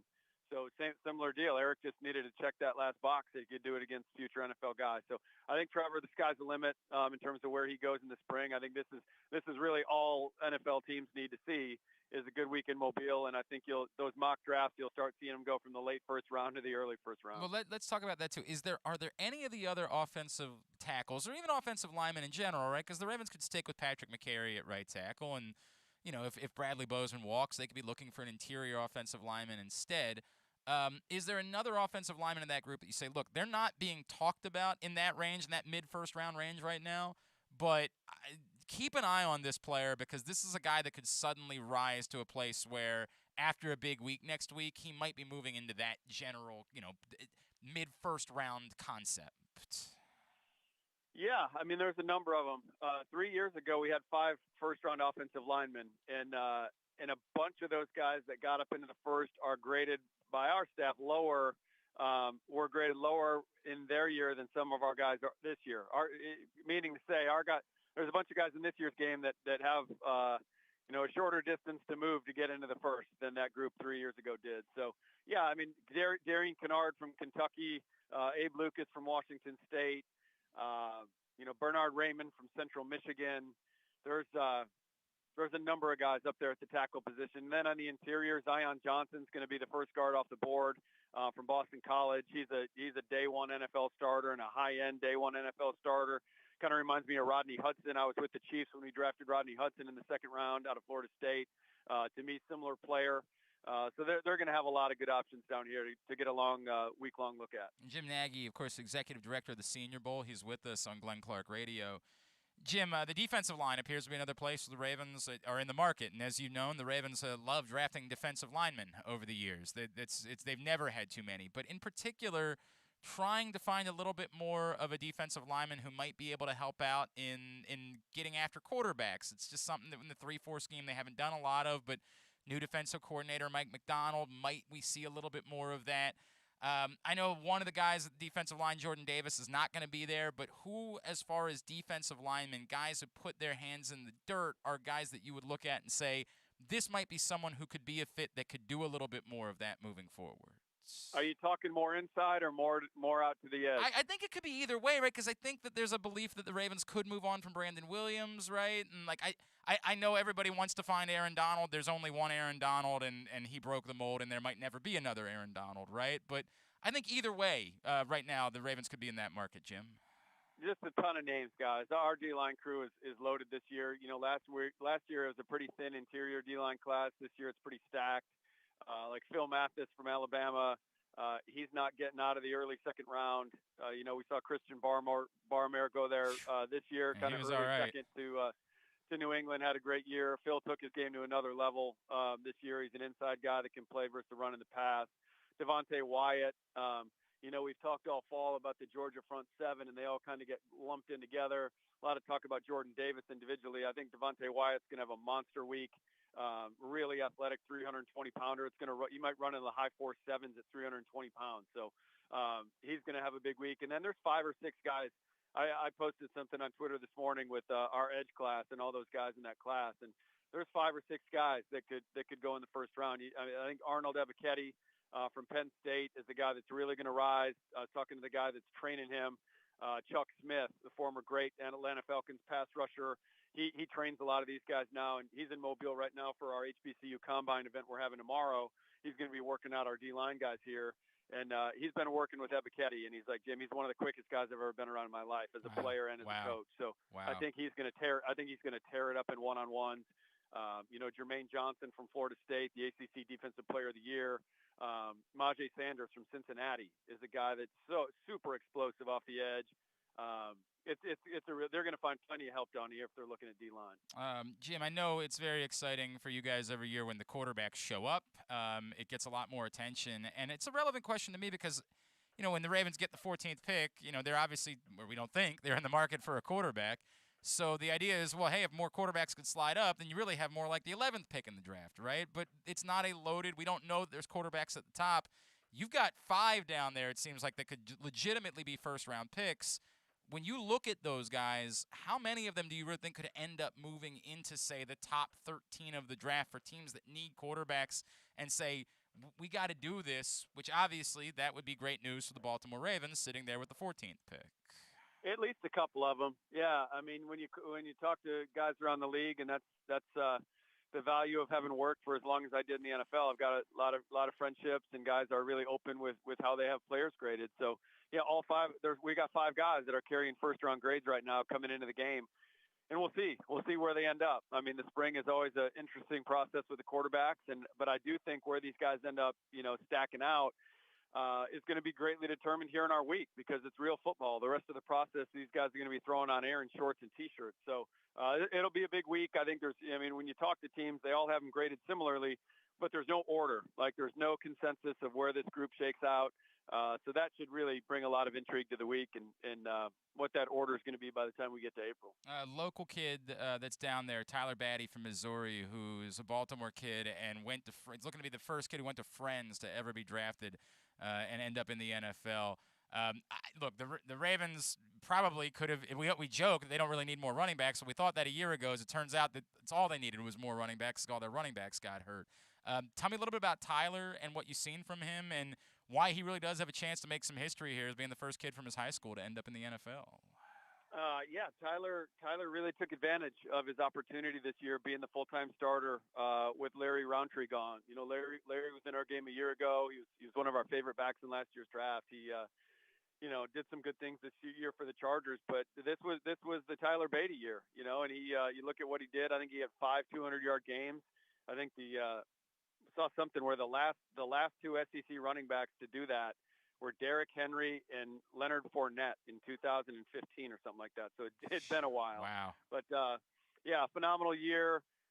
Really explosive. I mean, he's kind of low to the ground. He's built how you want a running back build. But in terms of burst, this guy can get away from people in a hurry. So in the screen game, things like that, get him out in space. He can be dynamic. So we're excited to get him back-to-back years with Missouri running backs, and hopefully he has as good a week down here as Larry had a year ago. That would do a lot for him and his chances. All right, we got to figure out who's the guy that's going to be this year's Quinn Miners, right? Like, who's the guy that everybody's going to get to know next week and fall in love with and is going to be the darling of draft season, and we're all going to be rooting for them because of their personality that we just don't know about yet because they haven't hit the national spotlight. Ooh, I don't know if there's another Quinn Miners. Yeah, I mean, they really broke the mold on that guy, right? I love him, man. He's one of my favorite guys ever. He's what you see is what you get. He's full of life. I don't know. I mean, that's always the fun part. Player Arrival Day is a lot of fun. You kind of see the personality right away when these guys get to Mobile. So I don't know if there's another Quinn. He became kind of a rock star down here last week, but hopefully there's someone. The quarterbacks usually steer the national hype train during the week, but it's always good when you get a big guy like Quinn Miners to steal some of that from him. And let me just one more on the football standpoint. Look, I joked that we normally talk about wide receivers. This year, the Ravens actually have a couple of top wide receivers. It doesn't seem to be the highest priority, but and also it seems like it's thought of as more of a down year for wide receivers. Although a couple years ago it was thought of a down year, it ended up being that A.J. Brown and DK Metcalf and Terry McLaurin and guys you get later in the draft were utter and complete rock stars. Do you think this is as down of a class of wide receivers as a lot of other people seem to think in comparison to, particularly last year's loaded class and what we saw from Jamar Chase and Devontae Smith and Jalen Waddle, to name a few? Yeah, it's not last year's class, but I think, it's going to hurt it a little bit as we move through the spring. You're going to have guys like John Mechie and Jameson Williams, guys that are legit guys, are going to be out of the process with their injuries. Right. So, they won't be at the combine. You won't see workouts. But no, it's not a bad group by any means. I mean, we've got some guys coming here to Mobile we're really excited about that I think will get everyone's attention down here, like Danny Gray from SMU, Alec Pierce from Cincinnati.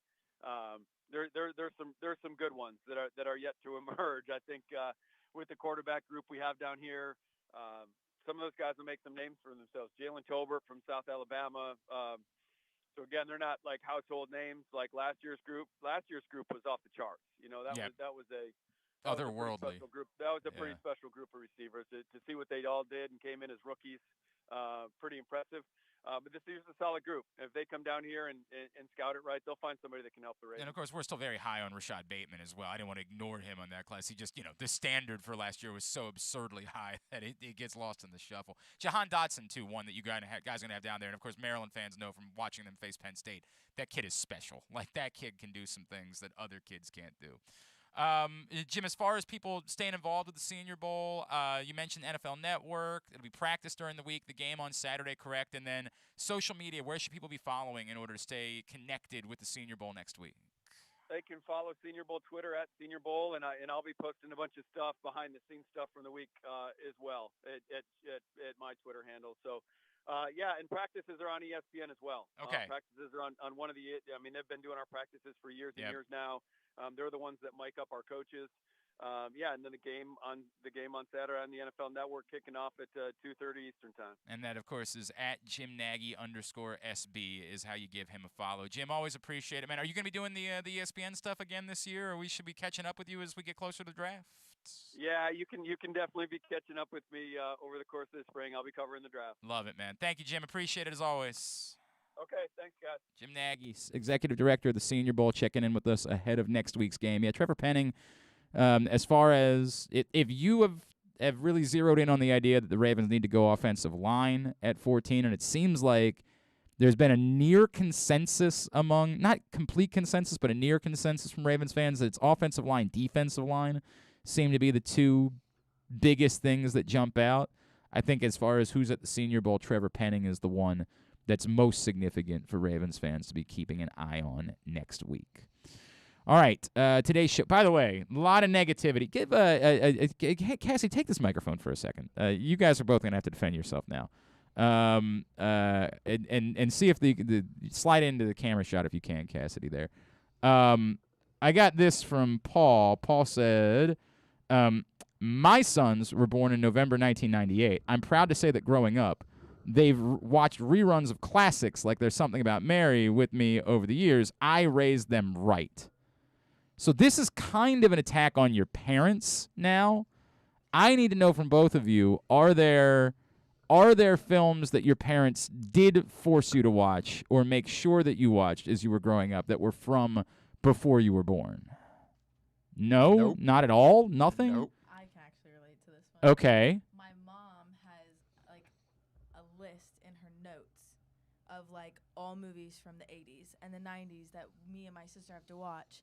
And But are you actually doing it, or are you, okay? All right. So give me an example. Like, obviously, like I grew up watching 16 Candles. Oh, okay. All right. So the John Hughes films. All of them. So you watched Breakfast Club. You watched. Yes. Okay. All right. I can respect that. And then like a bit of like sadder movies like Shaw Redemption. All Shank Shaw Redemption. It's one of my. It's Shawshank. It's good.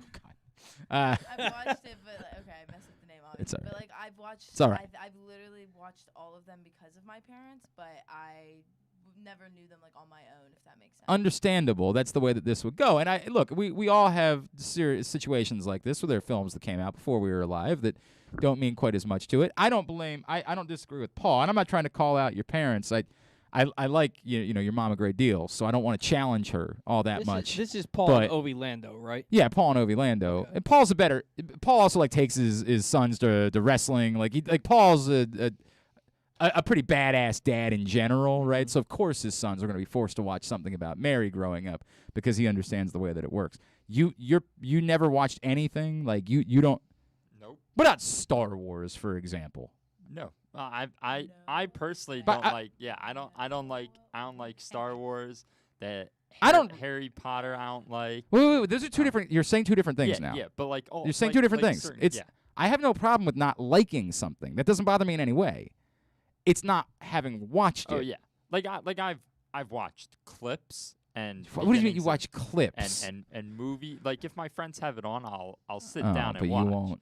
But I won't willingly be like, oh yeah, let me watch a Star Wars movie today. For what it's worth, I've told the story a million times. I went and saw the first Lord of the Rings film in the theater. It was 3 hours of them walking around, and at the end of the guy, the little kid says to the fat guy, "Hey buddy, I'm glad to have you around." And the film just ends, and I said, "I'll never watch another one of these again." Oh, I like love they'll the Lord. never. I love the Lord of the Rings. I'll never do that because I wasted 3 hours of my life, and they're all like, I'm complaining about it as I'm walking out of the theater. My friends are like, "Well, they're just setting up the next one." I'm like, "Then skip this one." Then get to the part where something happens. So I'm out. I will never watch another Lord of the Rings because of how those hours of my life were wasted. I've never seen Harry Potter. I've never seen Lord of the Rings. Yeah. All right. And Glenn's gonna jump down my throat on this. It's another one of those moments. I've only seen 2 of the Star Wars. No, movies. I don't. I'm not a Star Wars guy in any way. I've watched them. I've watched all of them. I'm just not a big Star Wars guy. The first one I ever saw was the Phantom Menace. Menace. Oh God, now that's when I was in high school, and no, that's so much worse. And it like Jar Jar Binks alone made me never want to watch another one. And then like 10 years ago, I watched the very first one that was ever made, and I haven't watched one since because it did nothing for me. It did nothing for me. Look, I'm not a big Star Wars guy, but I assure you, I've watched all of them. And in fact, when you and I was in high school, they put them all back in theaters, the original ones at one point. I went and rewatched all of them in a theater too, just because I was like, well, I want to experience that, right? Like I wanted to experience going and seeing those films in a movie theater. They're not mine. They're not for me. Yeah. They're just not. But I don't knock them. I don't think they're terrible. They're just not for me, and I'm okay with that. But I've done the work. Like, I've done the work to know that. I know they're not for me because I went and I watched them, and I said, I get it. It's a cultural touchstone. It's something that means a lot to a lot of people. It's just not for your boy. A lot of dudes are into My Little Pony. Not for me. Just not for me. What was the very first Star Wars? I know that there's Return of the Jedi and The Empire Strikes Back. The first one was just called Star Wars. Star Wars. I believe it's A New Hope is how they've branded it since then. Yeah, I watched that one, and it did nothing for me. It did not make me feel like, all right, I need to watch the rest of these. I was just like, all right, it's a movie. I would still go back and watch the other two. I would still watch Empire and Jedi. Like, I would still do that just to have that reference, to know what people are talking about. And maybe I have seen them as a child, and I just don't remember it, because I'm sure there's things about it that I'll recognize. I've seen the Princess Leia scene and all that. Like right, yeah, the bikini, the whole deal, right? Yeah, and the Jabba the Hutt and all. I know who these people are. I just don't really recall the movies themselves.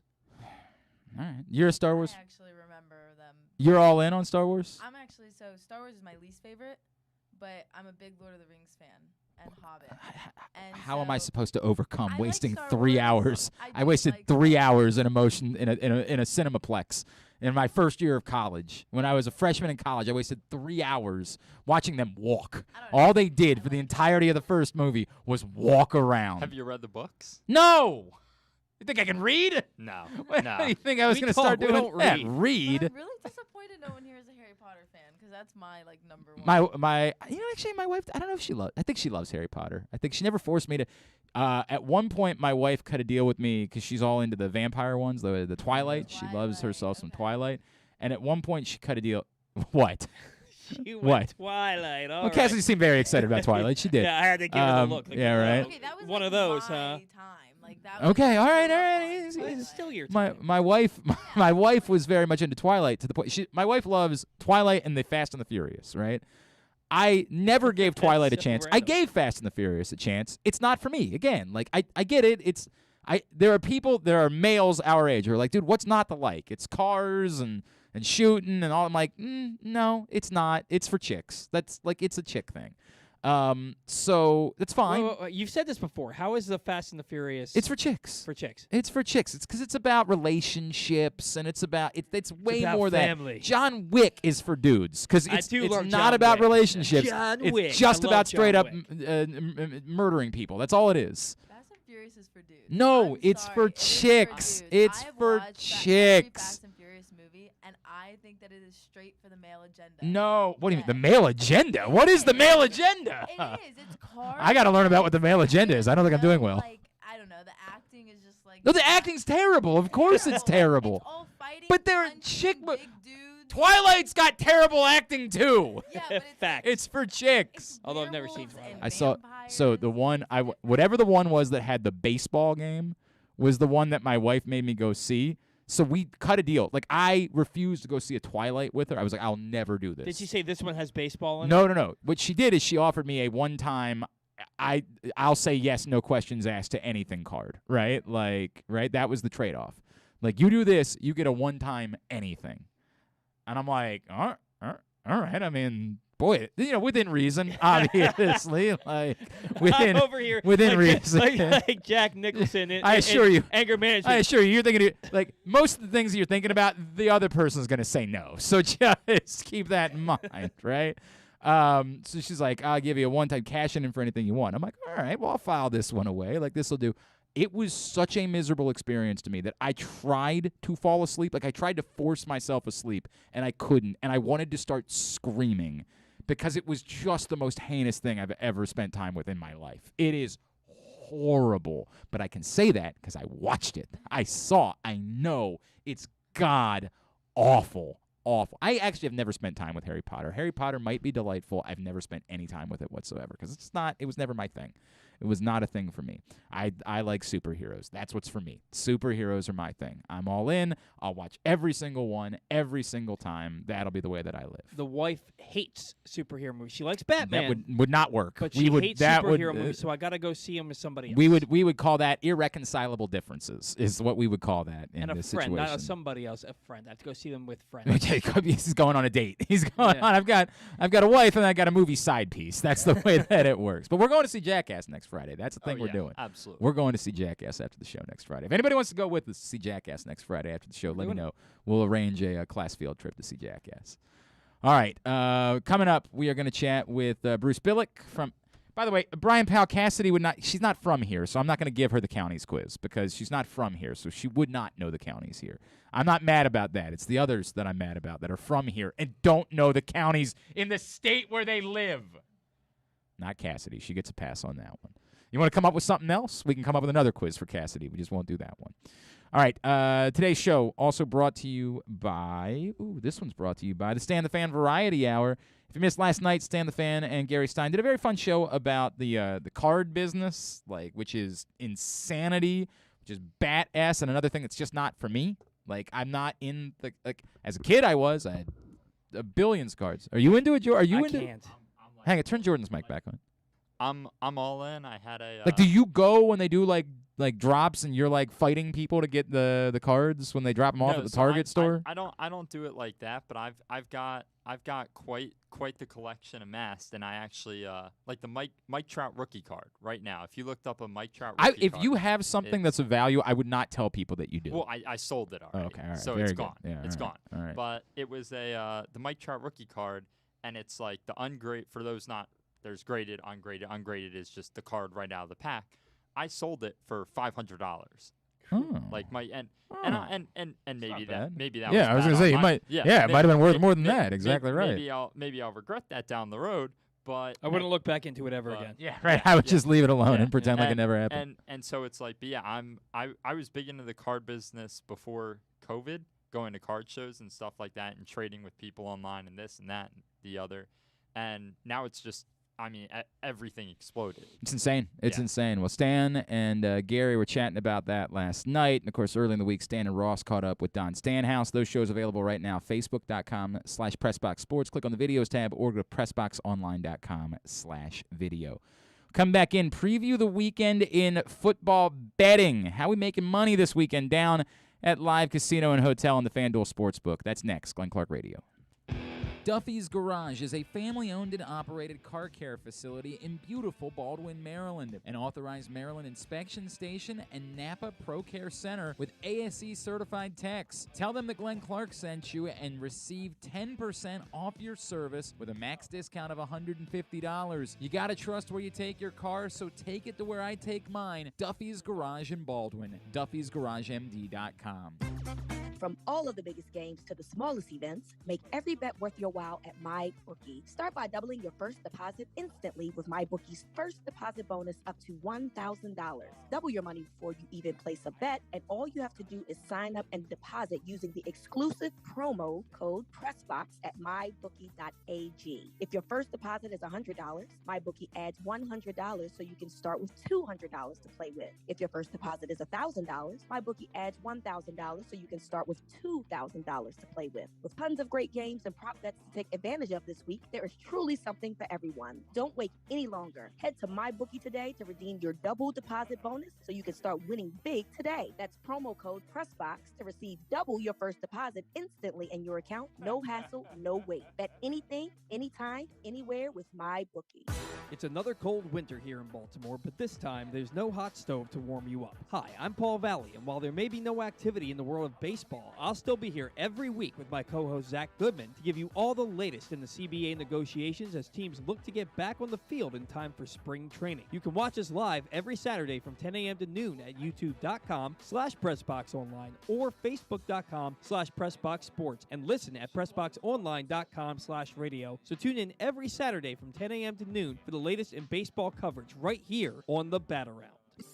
Glory Days Grill's winter seasonal menu is back with comfort classics like their house-made meatloaf and short rib grilled cheese. It also features the center-cut sirloin with grilled shrimp, the char-grilled pork tenderloin, grilled meatloaf sandwich, smoky thigh wings with Alabama barbecue sauce, and a Brussels and bacon appetizer. All of these items pair well with Devil's Backbone 8-point IPA or their anniversary IPA brewed by Devil's Backbone. And try their seasonal cocktails, Blood Orange Bourbon Cider, Apple Ginger Mule, and Captain's Hot Cider. Find out more and get your order in today at glorydaysgrill.com. Great food, good sports.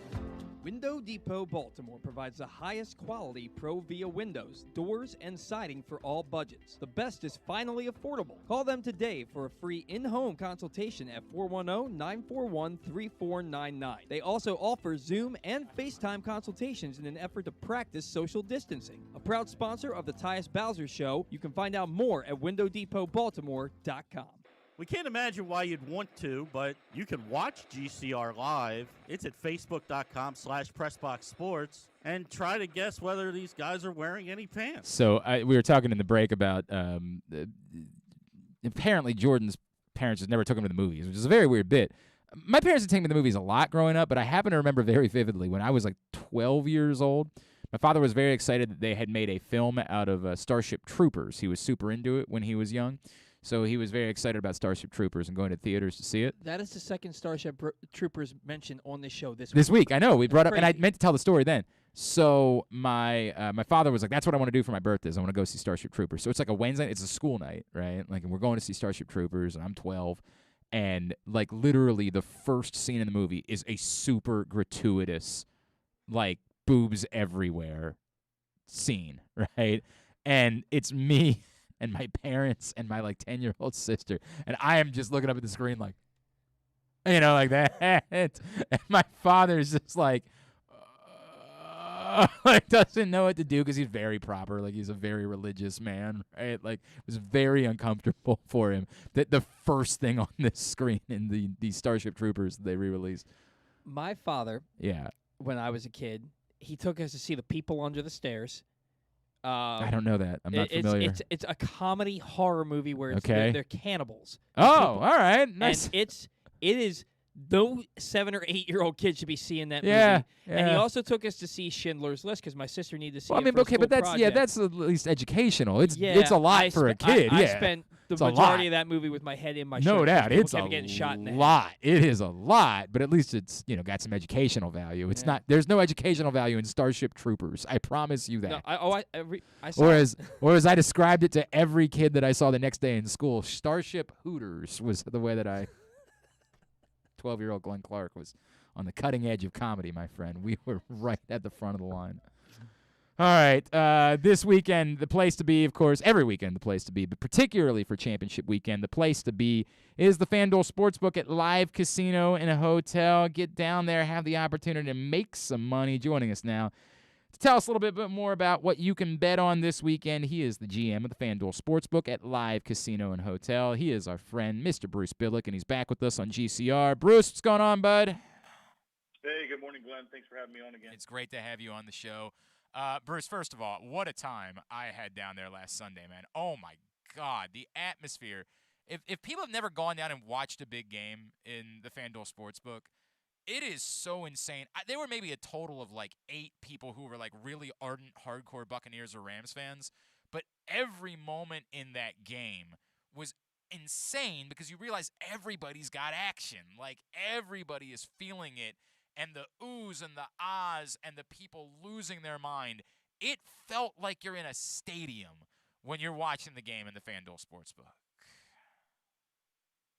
Yeah, I would have to say it rivals being in any stadium. The NFL playoffs bring a ton of action, ton of energy. You guys obviously being there helped out with that tremendously, but other than the part where a couple of Buccaneers fans wanted to fight me, Bruce, there was a brief moment in there, and we got past it. But like I thought we were cool. I thought we had established a rapport, and so when they fell behind by a few scores late, I went over to talk to them, and they were not in the mood. They were not in the mood to chat at that point. Yeah, there were a lot of Tom Brady backers that weren't too happy until he brought them back almost to win there, but didn't come. I noticed a lot of people racing over to get Buccaneers moneyline tickets. This is the cool thing for people that don't. The best part about being there during the games is in-game betting, right? Like, is watching the spread and watching the money line move. And if you feel something about a certain team saying, like I said after the Rams scored the first time, if you were a believer in the Buccaneers, now all of a sudden they're dogs, right? Like, you've got some money that you can go make. And that number got down. At one point it was down as far as like plus 1,400, right, during the course of the game, Bruce, wasn't it? It was. It got all the way up to 14-1 for the Bucs to win that game. So we did have a few people that nibbled on 9-1, 8-1. So they had a chance there. It was a real chance to cash in, no doubt about it. Ultimately did not happen, but what a time it was. All right, let's talk about this weekend. Let's start with the AFC Championship game, Bruce. We saw these teams a few weeks ago, and the Chiefs and the Bengals came out on top. Massive game for Jamar Chase, and yet this time around the Chiefs are 7-point favorites, which seems like, a fairly big number. Man, watching how the Chiefs have played, I don't know. There's a lot here that's interesting to me about this game. Take me through the lines and then some other things that people can bet on specifically in the AFC title game. Yeah, this is a great matchup. It's another rematch from Week 17 where the Bengals kind of fell behind quickly, 21-7, took a deficit to the Chiefs there. Luckily, Joey Burrow and Jamar Chase had huge days, which brought them back. Joey Burrow threw for 446 yards and 4 touchdowns. Jamar Chase had 11 receptions for 266 yards and 3 touchdowns.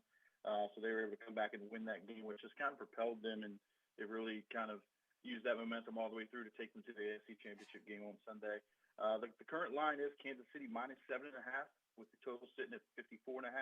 So that line's bumped up about a half a point over the last few days. I think, with the way Kansas City's playing, they were able to come back and win a dramatic game over the Buffalo Bills last weekend to finish out, the divisional round. I think there's plenty of interest in the Kansas City Chiefs this week. A few of the parlay props that kind of popped out to me this week. Jamar Chase, we have an option for Jamar Chase to have 100+ receiving yards and 1 or more touchdowns at plus 280. Wow. That's a really nice line considering he had 266 yards and 3 touchdowns in the first matchup. So yeah, he can have literally like half of that, and you'd still be cashing in well. Yeah, absolutely. And then we got another one here that's pretty cool. So we got both teams to score in all 4 quarters. That's 6-1. I think a lot of people are looking at this game and expecting points, kind of a shootout, high-scoring game. Yep. So it's not far-fetched to think that each of these teams can both score. So you're both teams score in all 4 quarters. Correct. That's so every 6 to team I has love to that. have at least 1 point in all 4 quarters. I love that. And that's sitting at 6-1 right now currently. I love that one. I know Travis Kelce obviously has been, a massive target. Had the game-winning touchdown last week for Kansas City. Give me a number for him. I think if I'm down there Sunday, Travis Kelce as an anytime touchdown scorer seems like something that I am definitely throwing a few dollars at. Yeah, the guy just has a knack of finding the end zone. I mean, he's tough to guard. He's usually, isolated on linebackers, which is a complete mismatch. And we currently have him sitting right now as a minus 155 favorite for an anytime touchdown. So, definitely he's definitely favored to get in the end zone on Sunday. Yeah, it makes a lot of sense. And of course, and people can go when we talk about these. I learned something last week, right? If you want to bet a same game parlay, you got to do that at the 51 kiosks, correct? That is absolutely correct. So our same game parlay product is only available on the kiosk. So you have to use one of the 51 self-service betting kiosks to place a same game parlay. And are there any? I know you guys have been doing a lot of promotions related to the same game parlays. Is there anything we can plug that you guys are doing that reminds people? Like I remember a week ago, it was like even if you lost, you could still end up being a winner with the same game parlay. Absolutely. We do have a promotion going on currently right now. So basically, any same game parlay of $25 or more, you can get entered into a drawing for a 75-inch TV, a $500 gift card from Uber Eats for your Super Bowl party, a Sonos surround sound system. So pretty nice package there for anybody betting same game parlays. And the only real requirement is you're a Live Rewards member for that. So sign up for Live Rewards, and then you get your in-game parlay. And when you come back down at the end of the game, even if it didn't hit, even if you lost, you bring it back down to the window, and you get entered to win. It's as simple as that. That is correct. Very good, Bruce Bilek, GM of the Fanduel Sportsbook there at Live Casino and Hotel. Let's talk about the NFC title game, which is this one's the weirdest one, right? Because I certainly understand on paper why the Rams are favored, but my God, the 49ers have dominated the Rams of late. Like, it's a very weird scenario from a betting standpoint because I think we all look at the two teams and on paper say, yeah, we think the Rams really are the better team and they should be favored. But this matchup has just been so one-sided of late towards the 49ers. It really has. The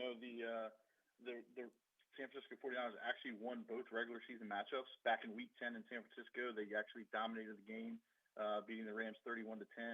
And then in the final week of the regular season in Week 18, the 49ers had to win that game to get into the playoffs. So ironically, this is who the Rams are taking on in the NFC Championship to get into the Super Bowl. The Rams actually took an early 17-0 lead in that game. The 49ers were able to storm back and won that game 27-24, getting them into the playoffs. So yes, this is a line that some are scratching their heads at.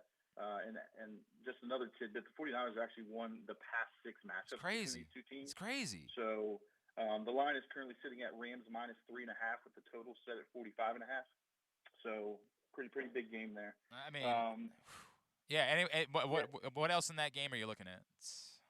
Yeah, we have a few other things in there. So we have some playoff specials that are pretty intriguing. I think. Can I tell you what my favorite one is this weekend? By the way, I saw it on the FanDuel site, so I hope it's one you guys are doing internally. I saw all 4 teams score at least 1 touchdown and 1 field goal in their game this weekend. Prop bet. Is that something I can bet this weekend? That is something that's available both at the window and the kiosk. I love that. We've had a few wagers come in on that this week too as well. I love it. I cannot fathom a scenario. I get it. Like, what was the Bills game a couple weekends ago where the Bills just scored touchdowns the entire time, or they didn't kick a field goal the entire game because they scored a touchdown on every drive. But, like, short of that, with these teams, I just don't see a scenario by which one of these teams doesn't have at least 1 touchdown and 1 field goal in all of these games.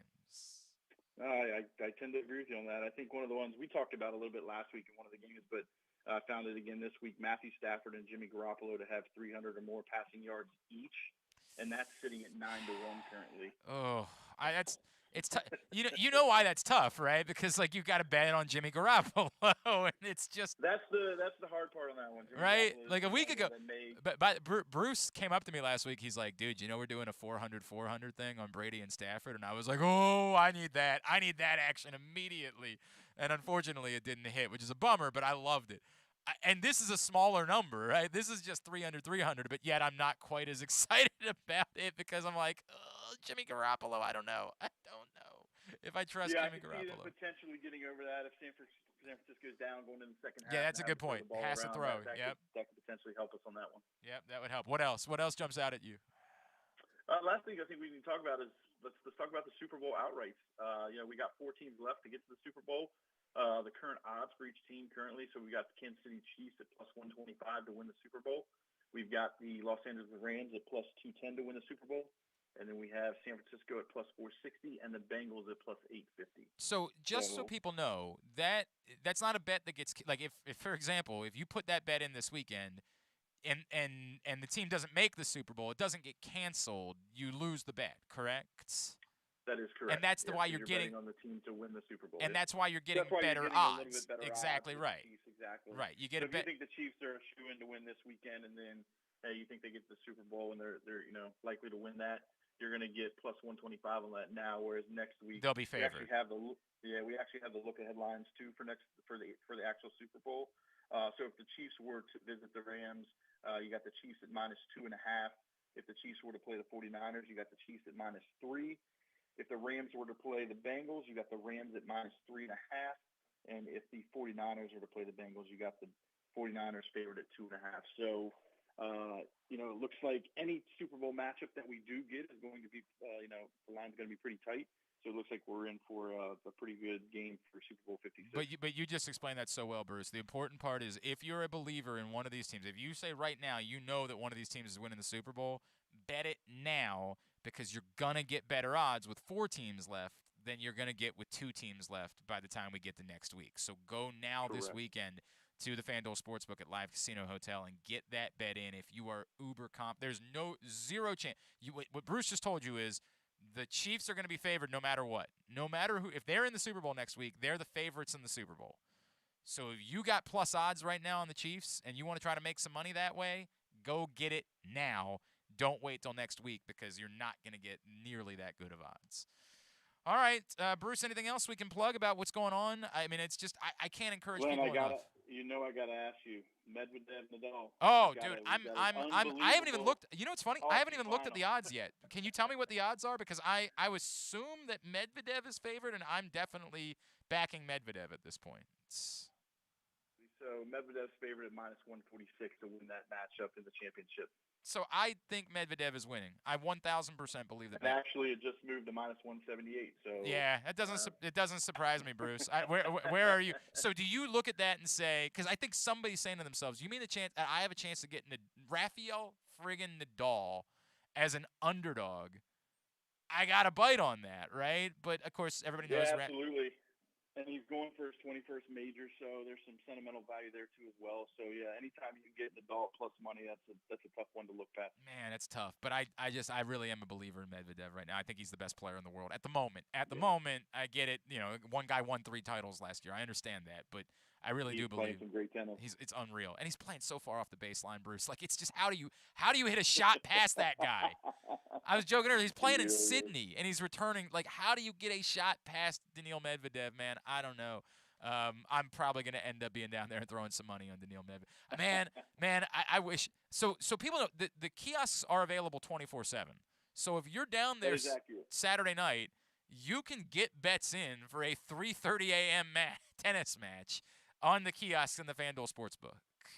Yeah, but we also offer live wagering on that event too as it's going. So who knows if Medvedev gets down or Nadal gets down, a game or two, you might be able to grab Nadal at even better odds. So yes, we do offer live wagering on that between the hours of 24 hours a day, 7 days a week, so you can get in there anytime to place those wagers. Bruce, I might need you to make a phone call to my wife to explain where I am at a certain time. We might have to have a conversation off the air. You and I come up with a strategy for how we're going to handle that, because that sounds like the way that I want to spend the early hours of Sunday morning. But, hey, Bruce, I'm going to be in touch with you. I think we're going to try to make something a little bit more regular and some new programming that we might be doing here because we want to do this more frequently, man. Really appreciate you taking the time for us as always.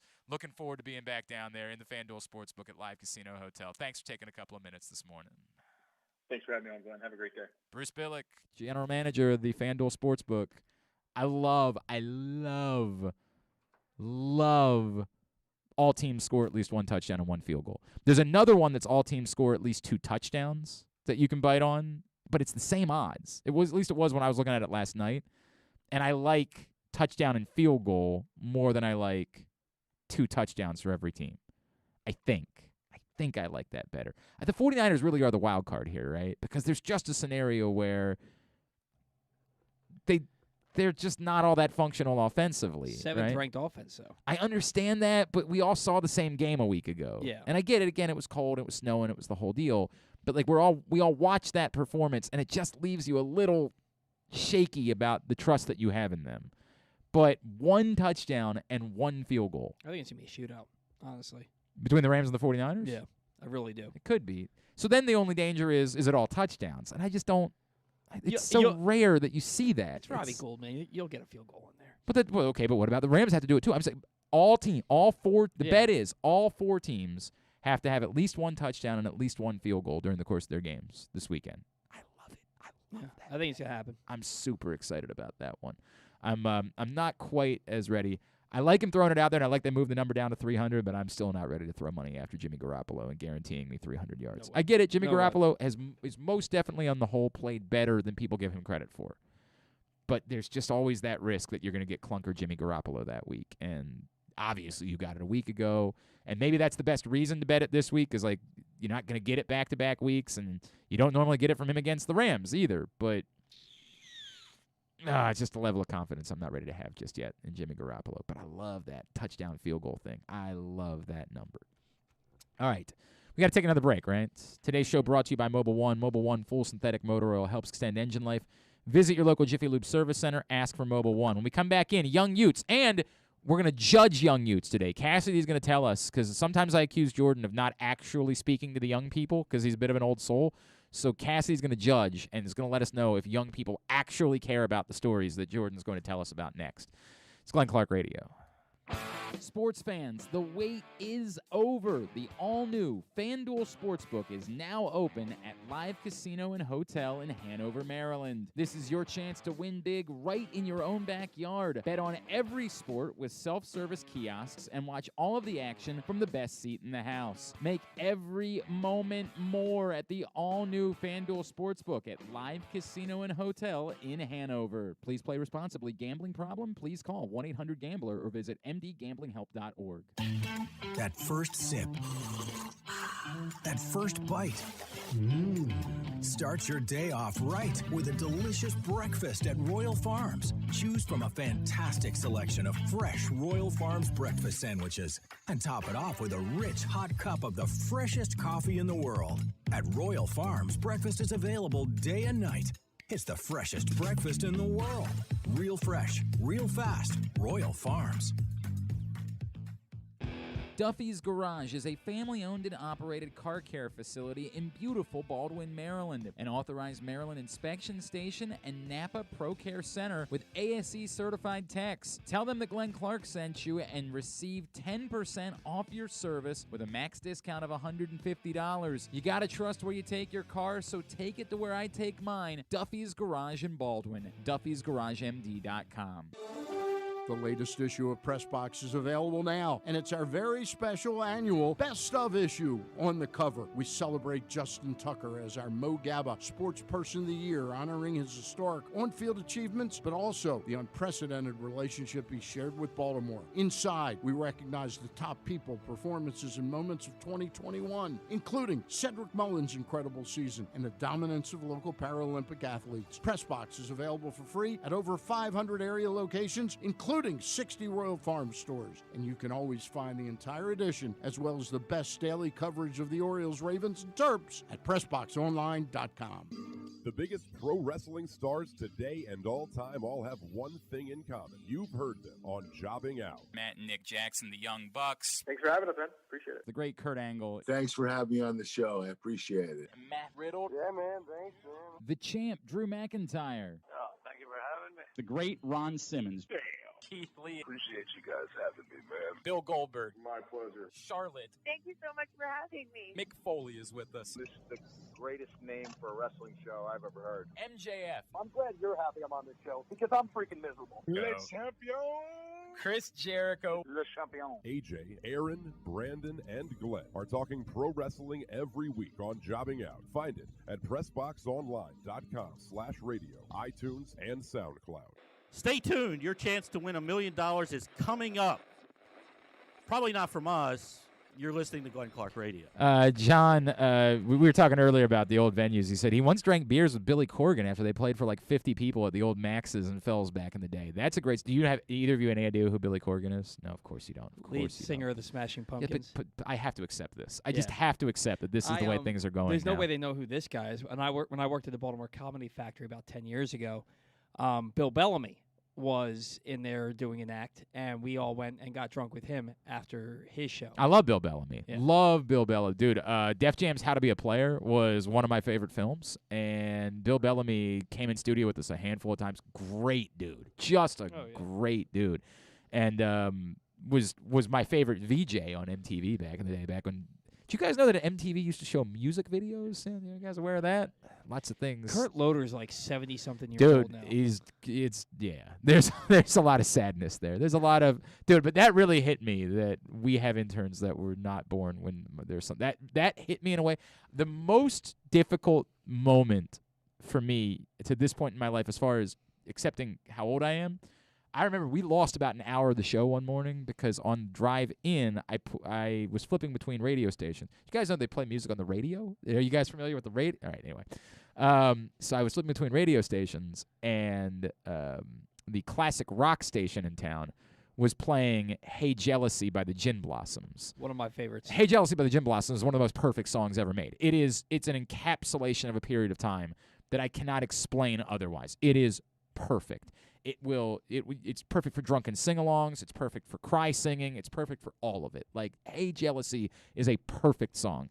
And one morning, I'm driving into work, and I'm flipping between, and they're playing Hey Jealousy on the classic rock station. And I walk in, and I say, I'm not capable of talking about anything else. You got to shut down whatever we were doing today, because today's show is going to be about this.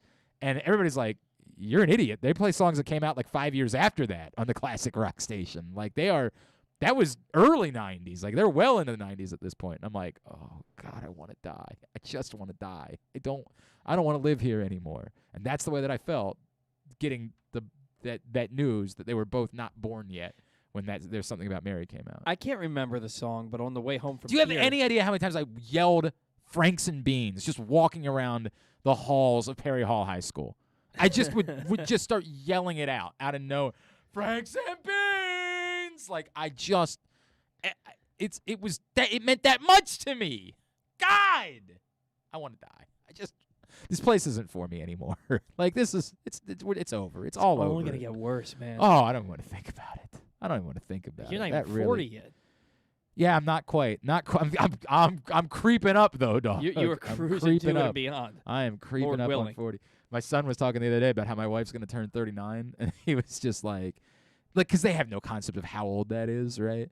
And we are the same. My wife and I are the same age. We were born in the same year, the whole deal, right? We're the exact same age. So we're both turning 39 this year. And her birthday is just before mine. Her birthday is in April. Mine is in September, right? And so I jokingly would be like, oh, my God, you're old. Like, you're old. God, you're old. I don't know how I'm still here, you know? Like, you're so old. And she'll be like, we're the same age. I'm like, I know, but you're old. We talk about it a lot. Look at her. in our She's house. just so old. God, this sagging. Never mind. All right. Anyway. What are we doing? Oh, this part.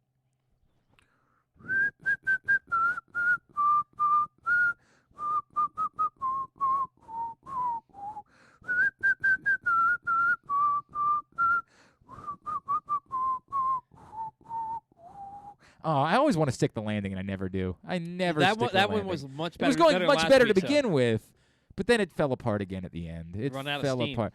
But I love whistling because my kids can't do it. They can't snap either, right? And they're like, "How do you do?" They think it's the most. They think they're watching someone discover fire for the first time because you're whistling. Did you ever learn that the snap sound is actually the pad of your finger hitting the pad of your palm and not the fingers themselves snapping? That doesn't make any sense. That's what it I is. don't believe you. I don't believe you. Well, you know what? That might actually make sense now that I do it again. Maybe there's some sense to that. Anyway, it's time for Young Utes. Young Utes is brought to you today by, you know what? Underdog Fantasy Football, because Lil Jordan's been deep in the Underdog Fantasy Football game. He has been. You go crazy. Like, you don't do like two player prop parlays.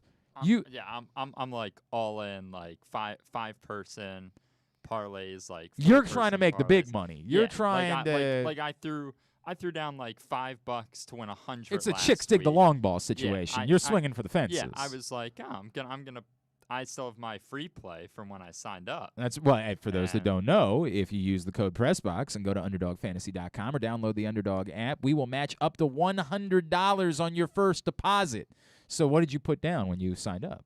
I put down 25. So you put 25, and you got your $25, right, for free. Yeah. So you rolled. Have you rolled through the free play at this point? I rolled through that and that was like the first weekend. Yeah. So now you're back. Now you're into Jordan's money. Yeah. Now Now I'm not doing too hot either with it. So. Well, but you're having fun is the Oh, point. I'm You're having having fun. a blast. And if the next one hits, it's going to make up all that Yeah, money that's what I keep you're telling- swinging for the I fences. I was like, $5 to win 100. I would make my money. Do you back play and then all some. overs? No. So I would like to play all overs, Yeah. but there are just some unders that are just I'm like, You're that tantalized looks, that by. looks All so right, appealing. Fair enough. I've never been tantalized by an under. I like religiously struggle with, except I don't know if I can say out loud. I hit on an under bet recently, me and somebody else, but it was very personal. I'll tell you more about it off the air. I'll tell you more about it. Anyway, the moral of the story is that you go to UnderdogFantasy.com or you download that Underdog app, use that code PressBox, and you get that first deposit matched up to $100. And keep in mind that when football season ends, Underdog doesn't end because they've got basketball and they've got hockey. And if we ever get around to playing baseball, they're going to have baseball. And I hope that we will. There was some good news, some progress in talks this week. Still far apart in a couple of things, but progress made. Some concessions on both sides. 100%. Nice. A lot of people were starting to get excited that maybe even spring training could start on time. I'm not yet there. I'm not there quite yet, but I'm more hopeful that it won't be a significant. As I said, it doesn't really matter to us if spring training starts on time or not. It matters in those communities. Like, it's a big deal to them if it starts on time or not. But I'm starting to get the hope that it'll be only slightly impacted this season. So I am excited about that, and you'll be able to play baseball with Underdog Fantasy Football. I need you to slide back into the camera shot because what we're going to do, Jordan, the concept of this segment started with, I want it to be things that the segment's Young Utes. I want it to be things that the young people are talking about. I think that it is morphed into more of a, here are just some things that we're not talking about that I'm going to talk about on the show because you didn't talk about them. But I'll ask him sometimes, I'll say, Jordan, are young people really talking about this? And he'll be like, yeah, absolutely. Well, now we've got a fellow young person. Hello. What's the Steve Buscemi thing? What's the hello, fellow teenagers or whatever? We've got another young person in the house. Cassidy is here. Cassidy has fans. Don't be creeps. Don't be creeps. Hey, did you watch the soccer match last night? No, I did not. Could you talk in the microphone, please? No, I did not. What? I thought you were. When we asked the other day, I said there's a qualifier. You gonna be watching? You said yeah. I said I was not gonna watch it. Did I make? I had meetings all last night. Oh, all right, fair enough. You got your own thing going There's this on. thing called DVR. You know. She clearly just doesn't care that I much. haven't watched it yet. Yeah, all right. What? The moral of the story: the U.S. didn't look that good. They didn't, but thankfully they got Anthony Robinson got a goal in the second half on a ball that was kind of bouncing around in the box. He powered it home. And it's ironic that a defender scored last night because the forwards, the offense did not look great. Did not look great. Also played kind of a strange lineup last night. That's all. But they won. That's all they needed to do. They needed to get the 3 points. They got them. They play Canada now on Sunday. So Cassidy is going to be the judge. So you're going to give the story. We'll talk about it. And then we will have Cassidy. I will ask her the question. Cassidy, is this actually something that young people care about or not? And we will see. If you get 2 out of 3, I'd say you did pretty well. If you go worse than that, Might be Cassidy's turn to do Young Utes next week. Might be the way that things go moving forward. All right, Jordan, what you got? So, first one is, GTA 5. Yeah? GTA 5, the video game. I'm familiar. So people have been using GTA 5 to recruit drug runners. Good. Good. Through the online platform. According Good. to Forbes, in This November of last year, the Customs and Border Protection officials in Arizona pulled over a Jeep Cherokee being driven by Alyssa Navarro. Inside the Jeep... Alyssa Milano? Navarro. You don't even know who Navarro. that is. Go ahead. Just go on. I got nothing. I got The nothing. The Jeep had 60 kilograms of meth that was being transported to Mexico. Okay. When Border Protection asked her how she had gotten all the drugs and why she was driving with them, she said it all started after she met a man while playing GTA online. As explained by How does this work, by the way? Like, I'd like to know how that so- conversation gets broached. So as explained by Navarro, she was playing GTA with a man who said his name was George.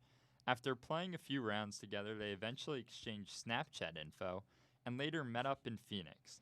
Once in person, Navarro... Sounds like a completely different thing. Once in person, Navarro says George asked her to be a runner and transport electronic items in a Jeep from Arizona to Mexico, and that he would pay $2,000 per trip, with a rate rising depending on how many electronics she delivered. Then, Navarro was directed to meet up with a man named Alfredo. Yes, I'm sure. I'm so sure the man's name was Alfredo. Who loaded the Jeep with drugs and hid them in the car's fuel tank. Yeah. By the way, I've had quite a few meetings with a man named Alfredo in my life as an Italian. I have had quite a few evenings.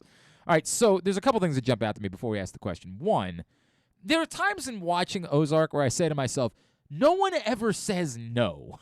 Like, no one ever gets approached about something and they're like, no, that's very illegal and I could die. Like, no one ever says no, and it just seems like a stretch beyond reasonable imagination, right? Like, at some point, you're going to meet someone who's going to say to themselves, like, no, I'd rather not be involved with the Mexican cartel. Like, I understand you're offering me money, and that sounds great, but, like, no, you're literally telling me I'm going to work for the cartel. I'm going to pass. Like, pass. My life is better this way if I don't do that. And this story actually gives credence to the idea that perhaps that's closer to real life than I realized that it is. And that the there girl's are name is Navarro. Correct. She's very much part of the Navarro crime family, 100%. That there just might be more people who are like, nope, don't care. If I die, I die. Right? Like, I'll just go do anything whatsoever. Well, Dolph Lundgren. I would like to know more about the transition from hanging out and playing GTA Online to, do you want to be a drug runner? Like, I would like to know a little bit more about that whole scenario. I've never been an online gamer in my life. Again, when I was that age, we didn't have said option. We had to play against the computer or our friends. And, of course, if we had friends, we probably wouldn't be playing video games. So it's sort of what it was, right?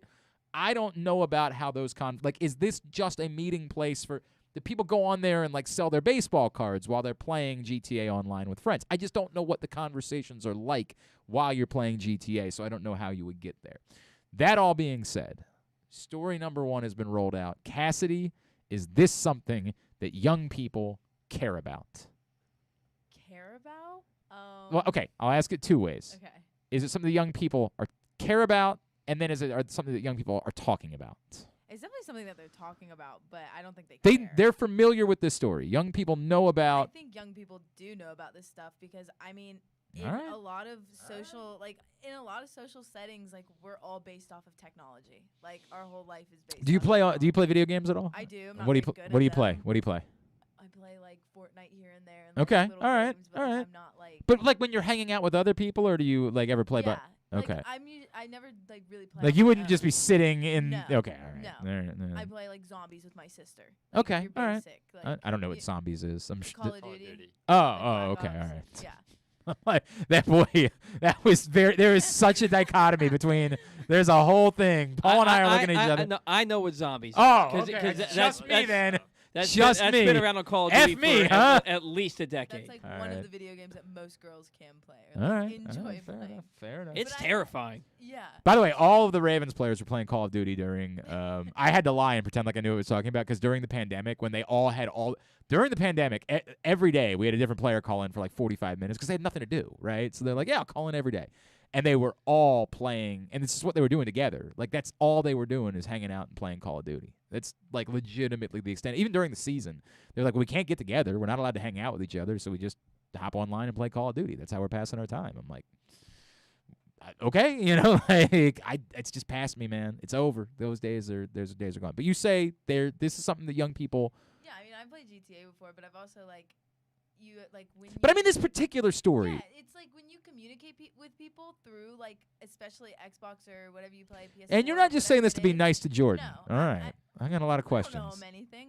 Yeah, but you're both going to be around. Like, you don't want to. I'm saying you got to be willing to say no. There's 2 more. This could be the only one. Fair enough. Fair enough. All right. I'm not in any rush all to right. give him any. All right. Very good. Number 2. Rumor that Kanye West is telling people. I'm out. Pete David. I know you hate the Kanye ones. Yeah. Rumor that Kanye West is telling people Pete Davidson has AIDS, called nonsense. And so, I got a lot of. This one's self-explanatory. No, okay, go on. So this week, DJ Academics alleged that DJ Academics. Of course. I know him. We go way back. Yeah, right. That was my DJ name. Yeah, that Kanye We'll tell people my DJ has name. been telling everybody within an earshot of himself that Davidson has AIDS. He further alleged he's received the DJs has received claims of Ye trying to spread the rumor that Pete Davidson is AIDS to numerous sources. And so, But what's the part? Somebody else refutes said story? Yeah, in a report shared Friday, TMZ cited sources close to Davidson, and then in parentheses, who's been linked with Kim Kardashian for some time now. Oh, I haven't heard. Yeah. That's weird. Nobody talks about that at all.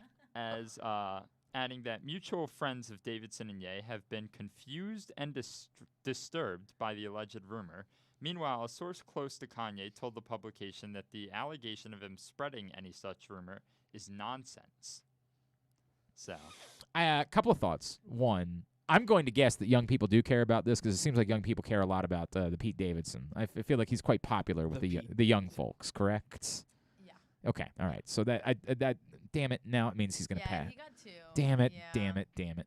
I have a couple of thoughts. One, I don't know why is this guy making this up?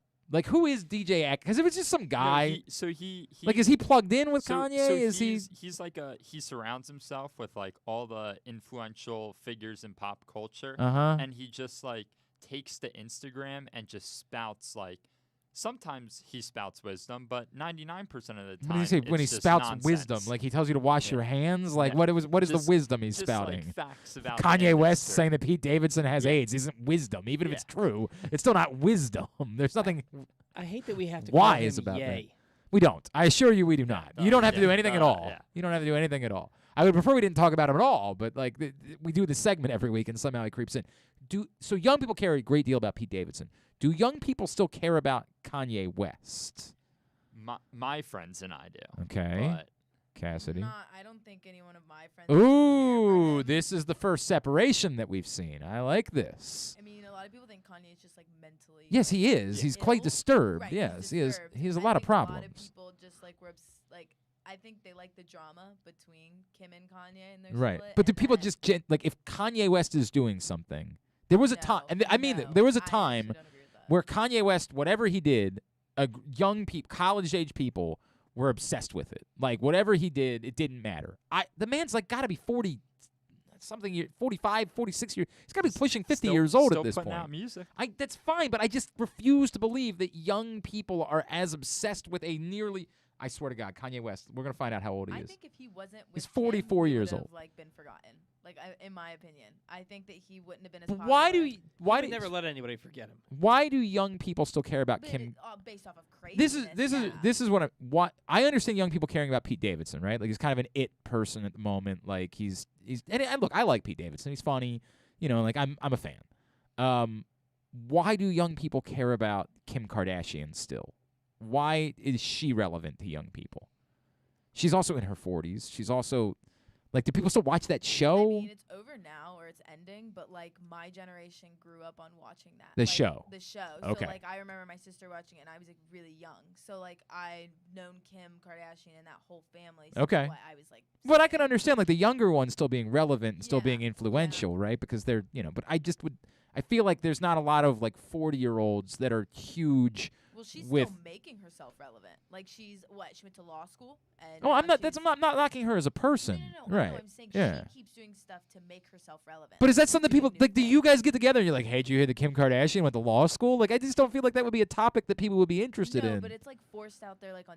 I guess it's cause Okay. Of I say it's because of TikTok. Okay, You can all right, literally see all right. anything, and it's like always Okay, out there. that's interesting. That's interesting. I All don't right. care personally, and I don't know why other people care about it. I also there's a small part of me that wants to believe that this is true because it's just the type of thing. Like, he's such an idiot and he's just so mental that like you want to believe in a way that it's true, that like Kanye West to make himself. But like we've all done, like every male after a breakup has like, she's crazy, and then you see the new, like, dude, him, look at him. And in fairness, like, there's a little bit of that with Pete Davidson. You're like, really, him? Like, look at him. Like, what are we doing here?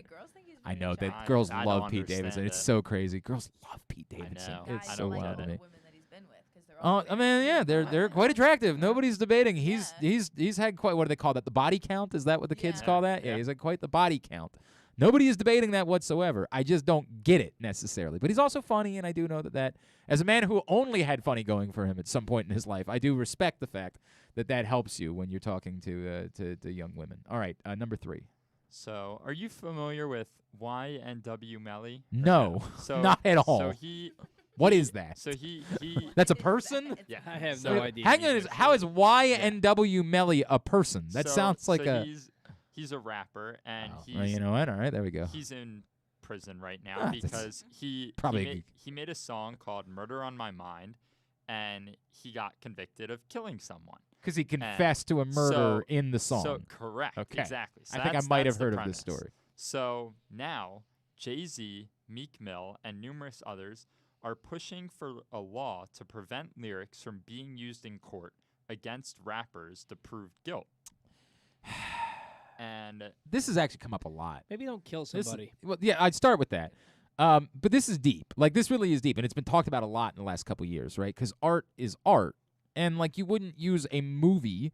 You wouldn't say, well, this actor killed this person in this movie, so clearly they're a murderer. Like, it doesn't work that way. And so I don't know what to do with this. I have heard this a number of times, and it's been very difficult for me to come up with an opinion, right? Because if the evidence otherwise points to this person as being guilty, and then you throw in that maybe they rapped about it on top of it, it's kind of hard for me to think that should be ignored. It's difficult for me to think that it should be ignored. But I get it. Art shouldn't be treated necessarily as evidence. I struggle with this. It's Fat Joe said our lyrics are a creative form of self-expression. Do you guys know anything about Fat Joe? and Could you name a Fat Joe song?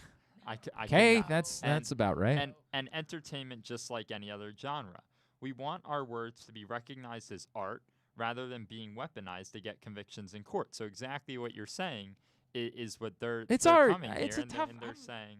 This really is difficult for me. Honest to God, it's very difficult for me because I also think it's extraordinarily rare that you'd have a circumstance like this, right? Their point being, you got to convict on the actual evidence, right? Like if there's actual, if there's fingerprints, if there's an eyewitness, like that's real evidence. This is not. I could just rap about something that has nothing to do with me. I'm not telling you about me. I'm just rapping. It's a song. We had Don McLean on. Oh God, I'm about to ask a question, and it's gonna really. There's no way they know who that is. There's no way. Y'all familiar with the song "American Pie"? Yeah. They know the song. They don't know who That's wrote fine. I'll live with that. I'll take that. I'll deal with it. We had Don McLean on talking about American Pie, and he's like, some of it's just nonsense. Like John wanted to know about Whiskey and Rye, and he was like, I just did it to do it. It's a nonsensical song. Like there's a lot of the song that if you really like look through the lyrics, you'd say that doesn't make any sense because it's for the sake of making a song. And not all hip-hop, but I think there's a lot of that in hip-hop where, like, I'm not writing a first-person biography. I'm just making a song, man. Like, that's all that is. And so the lyrics shouldn't be used as actual evidence unless... And that's the part that makes it tricky. And I don't know enough about this guy's story. I don't know what other evidence they had. But if they had fingerprints and they had an eyewitness and they had all these things and they were like, oh, and by the way, he also rapped about it. I don't know how you ignore that. I don't know how you leave that out, man. Like, it's very difficult for me. It's very difficult for me. But I get where they're coming from, and I've heard this conversation a lot. Do young people care at all about this? Sadly, yeah. Wow, Sadly. 3 for damn 3. I really Holy. didn't want to give it, but it definitely is something that people care about. All right, Jordan, you he's, get the. He's well known. Like a lot of people like. Oh, his why music. this Y&W? What is it? A&W root beer. Yeah. Love me some A&W root beer, man. Melly, yeah. Big A&W root beer guy. Y&W Melly. I've never heard of him. Reading the lyrics to this song, this description he got, is that like what happened? Like, so I don't know for sure, but I do know he did try to kill someone. There's also the rapper TK, who is in he made a song about doing the race and doing time and this and that, and he also killed someone. Oh, Jesus Christ. Maybe we should really start analyzing all lyrics. Start looking for more. Maybe there's some confessions that are deep in there. Eduardo says he loves Kanye. So maybe it's a dude thing. Maybe the dudes like Kanye. Like Kanye. Yeah. Dudes love Kanye. Yeah. I don't know what it is. And chicks are more like, no, the guy's crazy. We don't want to have anything to do with him. Yeah, we're just. My I gave up on the guy a long time ago. My old long roommate time Ellis, he would he's good with the piano. Him and I would. Ellis from Die Hard. You were roommates with that guy. That's yeah. amazing. We would. Oh play, God. Oh God. He would play Runaway. Stop. Every night. Stop for a second. Just stop for a second. Die Hard. Yes. Yeah. No. Oh God. I know it. I haven't seen it, but I know it. Hey, at least there's one. It's okay. This place is not for me, man. It's just not for me. It's over. It's over. I had a good run. I want to thank you all for tuning in over the years. It's weird. I feel bad that It's gonna be a little Jordan abandoning. Cassidy It's a little show. Jordan and Cassidy show next week. Jesus, so brutal. All right, very good. I'll still produce for you. You went 3 for 3. You went 3 for 3. Well done, Lil Jordan. All right, let's get a tidbit. Tidbit is brought to you by CCBC. If you are looking to hone your computer skills and maybe you want an IT certification, CCBC Continuing Education is the courses and programs you need for a career in the computer field, and it's all tuition-free. From the basics to specialized training, we have the classes you need, from hardware to programming to cybersecurity and so much more.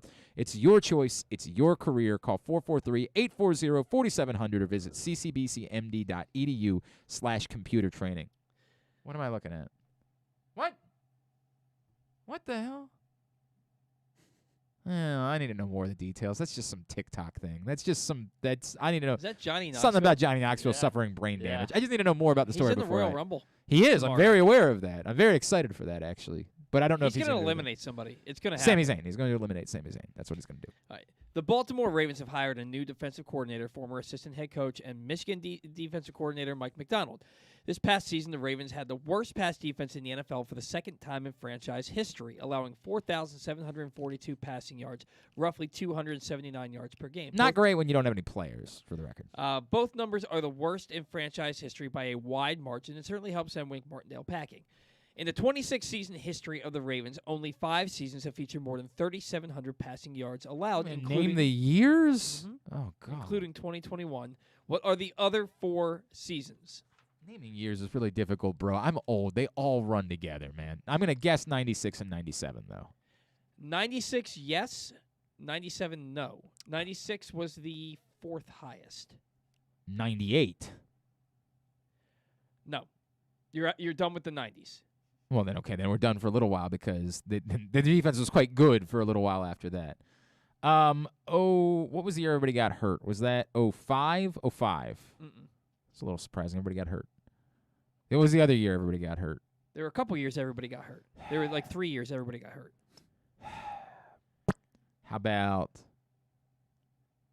Was one of them was 16? Was that a year everybody got hurt? No. 15? 15. all right. 2015, 37-37. Bro, I'm telling you, they all run together. They're all, especially when you start having kids, especially when you're like, nothing, it's over. Like, I can't tell you. I literally have to sit there and think about what year I got married, man. I really have to think about it. I can tell you that the other two were winning seasons, and one of them was a playoff season. One of them was a playoff season. 14? 2014, Yeah. 39-79. It was more of an Third offensive, highest. thing. Or second highest, excuse me. Another winning season where they didn't make the playoffs. There were only a few of those. So, which one? 04? No. It was a year where they went 9-7 and they missed the playoffs. Yeah. Would that have been? The year of the Bengals thing. Yeah. What year was that? That was 2017. No. The year of the Steelers thing, then. Yes. Which way? I just don't remember. 2016. 2016. It was 2016. Okay. 3,724. Is that it? Is that the list? Yes, All that's right. the list. I hate year ones. I really hate year. It's very difficult for me to remember. Whenever they play guess the year at the ballpark, I'm like, Oh, I'm so good at that. Well, they like give 3 years that are all 3 in a row. I'm like, hey, yeah, it could be any of those. Literally any of those years. They're like, was it 1994, 95, or 96? And I'm like, What year was the World Series canceled? 94, Well, that's easy. It's easy to remember, like something like that. But it'd be something more generic, like this was the year where Friends first aired. And I'm like, what the? How am I supposed to remember? I know generically when it was. How would you know that? How in the world would you know which year generically? That is, I've told you this before. That is all that my wife watches. It's fine. That's fine. My wife is into all that. I couldn't tell you what year a Harry Potter movie came out. I couldn't tell you any of those things. How do you differentiate a year from another year? You just say, I hate it when it's a trivia. Normally in trivia, they'll give you like a you'd be off by a year one way or the other. What? Because it really is 94? Yeah, of course it is. Of course. He just knows that. Just knows that. It's a bizarre-ass thing to know. That's some wisdom right there. That's more wisdom than DJ Alcoholics or whatever They had 10 it was. seasons, and the last episode was in 2004. That's simple math. How do you remember what year the last one was? What is the thing that makes you remember that was 2004? I don't know. I'm also really good at 6 Degrees of Kevin Bacon. I remember things. There are certain things that I remember before I had kids. Like, I'm telling you, I remember John Harbaugh was 08, right? And so I can almost remember exactly how the Ravens were departed from the playoffs every year leading up to to winning the Super Bowl, right? Mm-hmm. Then in 2014, I got married. In 2015, I had a kid. And it's all, like, it's over. It's just over. It's so hard. There has to be something very significant about that year for me to remember specifically what happened in that year. Like, if you said, Glenn, name some things from 1999, I would say... Crazy Town Butterfly. Was it 99? I believe it was. If you say so, I'll be choosing to believe you. I remember we all freaked out about Y2K. That's about the list of things that I remember about 1999. Never Been Kissed. What the F is that? It's the most random Drew Barrymore movie of all time. Because I remember specifically thinking in 1999, this is like the coolest summer I've ever had. And I went to see that movie with my stepbrother. And why did his that make girlfriend. it the coolest summer? That was just part of that summer. That wasn't part of why it was cool. I just remember doing it that summer. But it was an awesome summer. I did a ton of stuff that summer. I got a lot of questions, dog. I got a lot of questions about the memory that you have of the film Never Been Kissed. Dude, you don't want to I got open a the Pandora's lot of box questions, that bro. is my brain. I got so Lot much of random-ass stuff up questions. there, man. The shameful part is that I definitely remember going to see that movie with a girl that I was dating at the time. Like, So to be perfect, I've taken my headphones off a lot during the show because I've been flabbergasted. I saw that movie I need to get air with some people, including my crush at the time. Julia Gulia. And she never gave me the time. I mean, we were friends, but she wouldn't give me the time of day romantically. Oh. But it was just she and I on the ride home. Did you have like a moment? You admitted to her. You're like, I've always been in love with you, and she's like, but it was just oh baby, like, she was super nice to me, and I thought maybe she was interested in it. So that night stood out to me. She wasn't. We did have a romantic tryst. A tryst later on in life. I do enjoy a good tryst. Later on in life. Big fan of but trysts. At the time, she had no. It was. You know what my favorite kind of cracker is? Tryst kit. Tryst My favorite kind of cracker is a tryst kit. I can't believe that a human being remembers what year the motion picture Never Been Kissed came out. That is startling. That is really, really startling, man. I got a weird brain. I bet man. Drew Barrymore doesn't remember that. I bet if you said, "Hey, Drew, you remember what year Never Been Kissed came out?" and she was like, Was I in that? And by the way, Drew Barrymore, Never Been Kissed came out on April 9th, 1999. You have a problem. You have a problem, sir. Seek help. All right? Seek help. Tubular is brought to you today by the print issue of Press Box. It's our best of issue. It's got Justin Tucker on the cover. He's our Mo Gabba Sports Person of the Year. Pick that up right now at your neighborhood Royal Farms, any of the hundreds of locations around town where you find Press Box, or read it all. PressBoxOnline.com/best-of. As far as stuff that matters, tonight the women's final, Danielle Collins, Ashley Barty. It's at 3:30 a.m. on ABC or on ESPN. Tomorrow night, the men's final. It's Daniil Medvedev and Rafael Nadal, 3:30 a.m. going into Sunday morning. College hoops this weekend. Tomorrow on Fox, Maryland and Indiana at 2:30. Coppin State's at home at 4 against UMES on Next Level Sports, which apparently is something you can see on your TV somehow. I don't know what it is. ESPN 3, UMBC's at Binghamton at 2. Towson hosting Drexel at 2. I'm planning to go to the game as long as they're able to play it, just as long as it's an option. Morgan's at home as well tomorrow at 4 against Delaware State, and Navy hosts American tomorrow at 2. On Sunday, of course, the championship games, the AFC title game, Bengals-Chiefs at 3 on CBS, NFC title game, 49ers-Rams at 6:30 on Fox. Loyola's at Bucknell Sunday night at 6 on CBS Sports Network. The Maryland women are at Penn State at 2 on Sunday on Big Ten Network Plus. There's another World Cup qualifier that, for whatever reason, they're airing at the exact same time as the football game, because that makes sense. Sunday, 3 o'clock.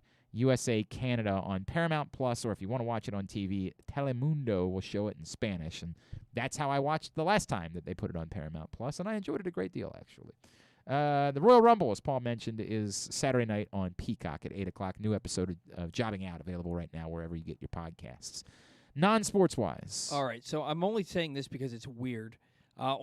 Tonight, on A&E, the Janet Jackson documentary Part 1 airs at 8 o'clock. But at the same time, on Lifetime, the Janet Jackson documentary Part 2. Everybody's going deep on Janet Jackson, man. Everybody's really diving in. Like the song "We Go Deep" by Janet Jackson. That's You know what? That's not bad. Well done. Good pull. But Part 1 and Part 2 air at the same time on different channels. Let's get away. What's that song? What's that song? What's that called? It's one of my favorites. That's Escapade. Escapade. That's the one. That's a jam and a half from Janet Jackson. It's a good one. That was one. I think that was like her first hit.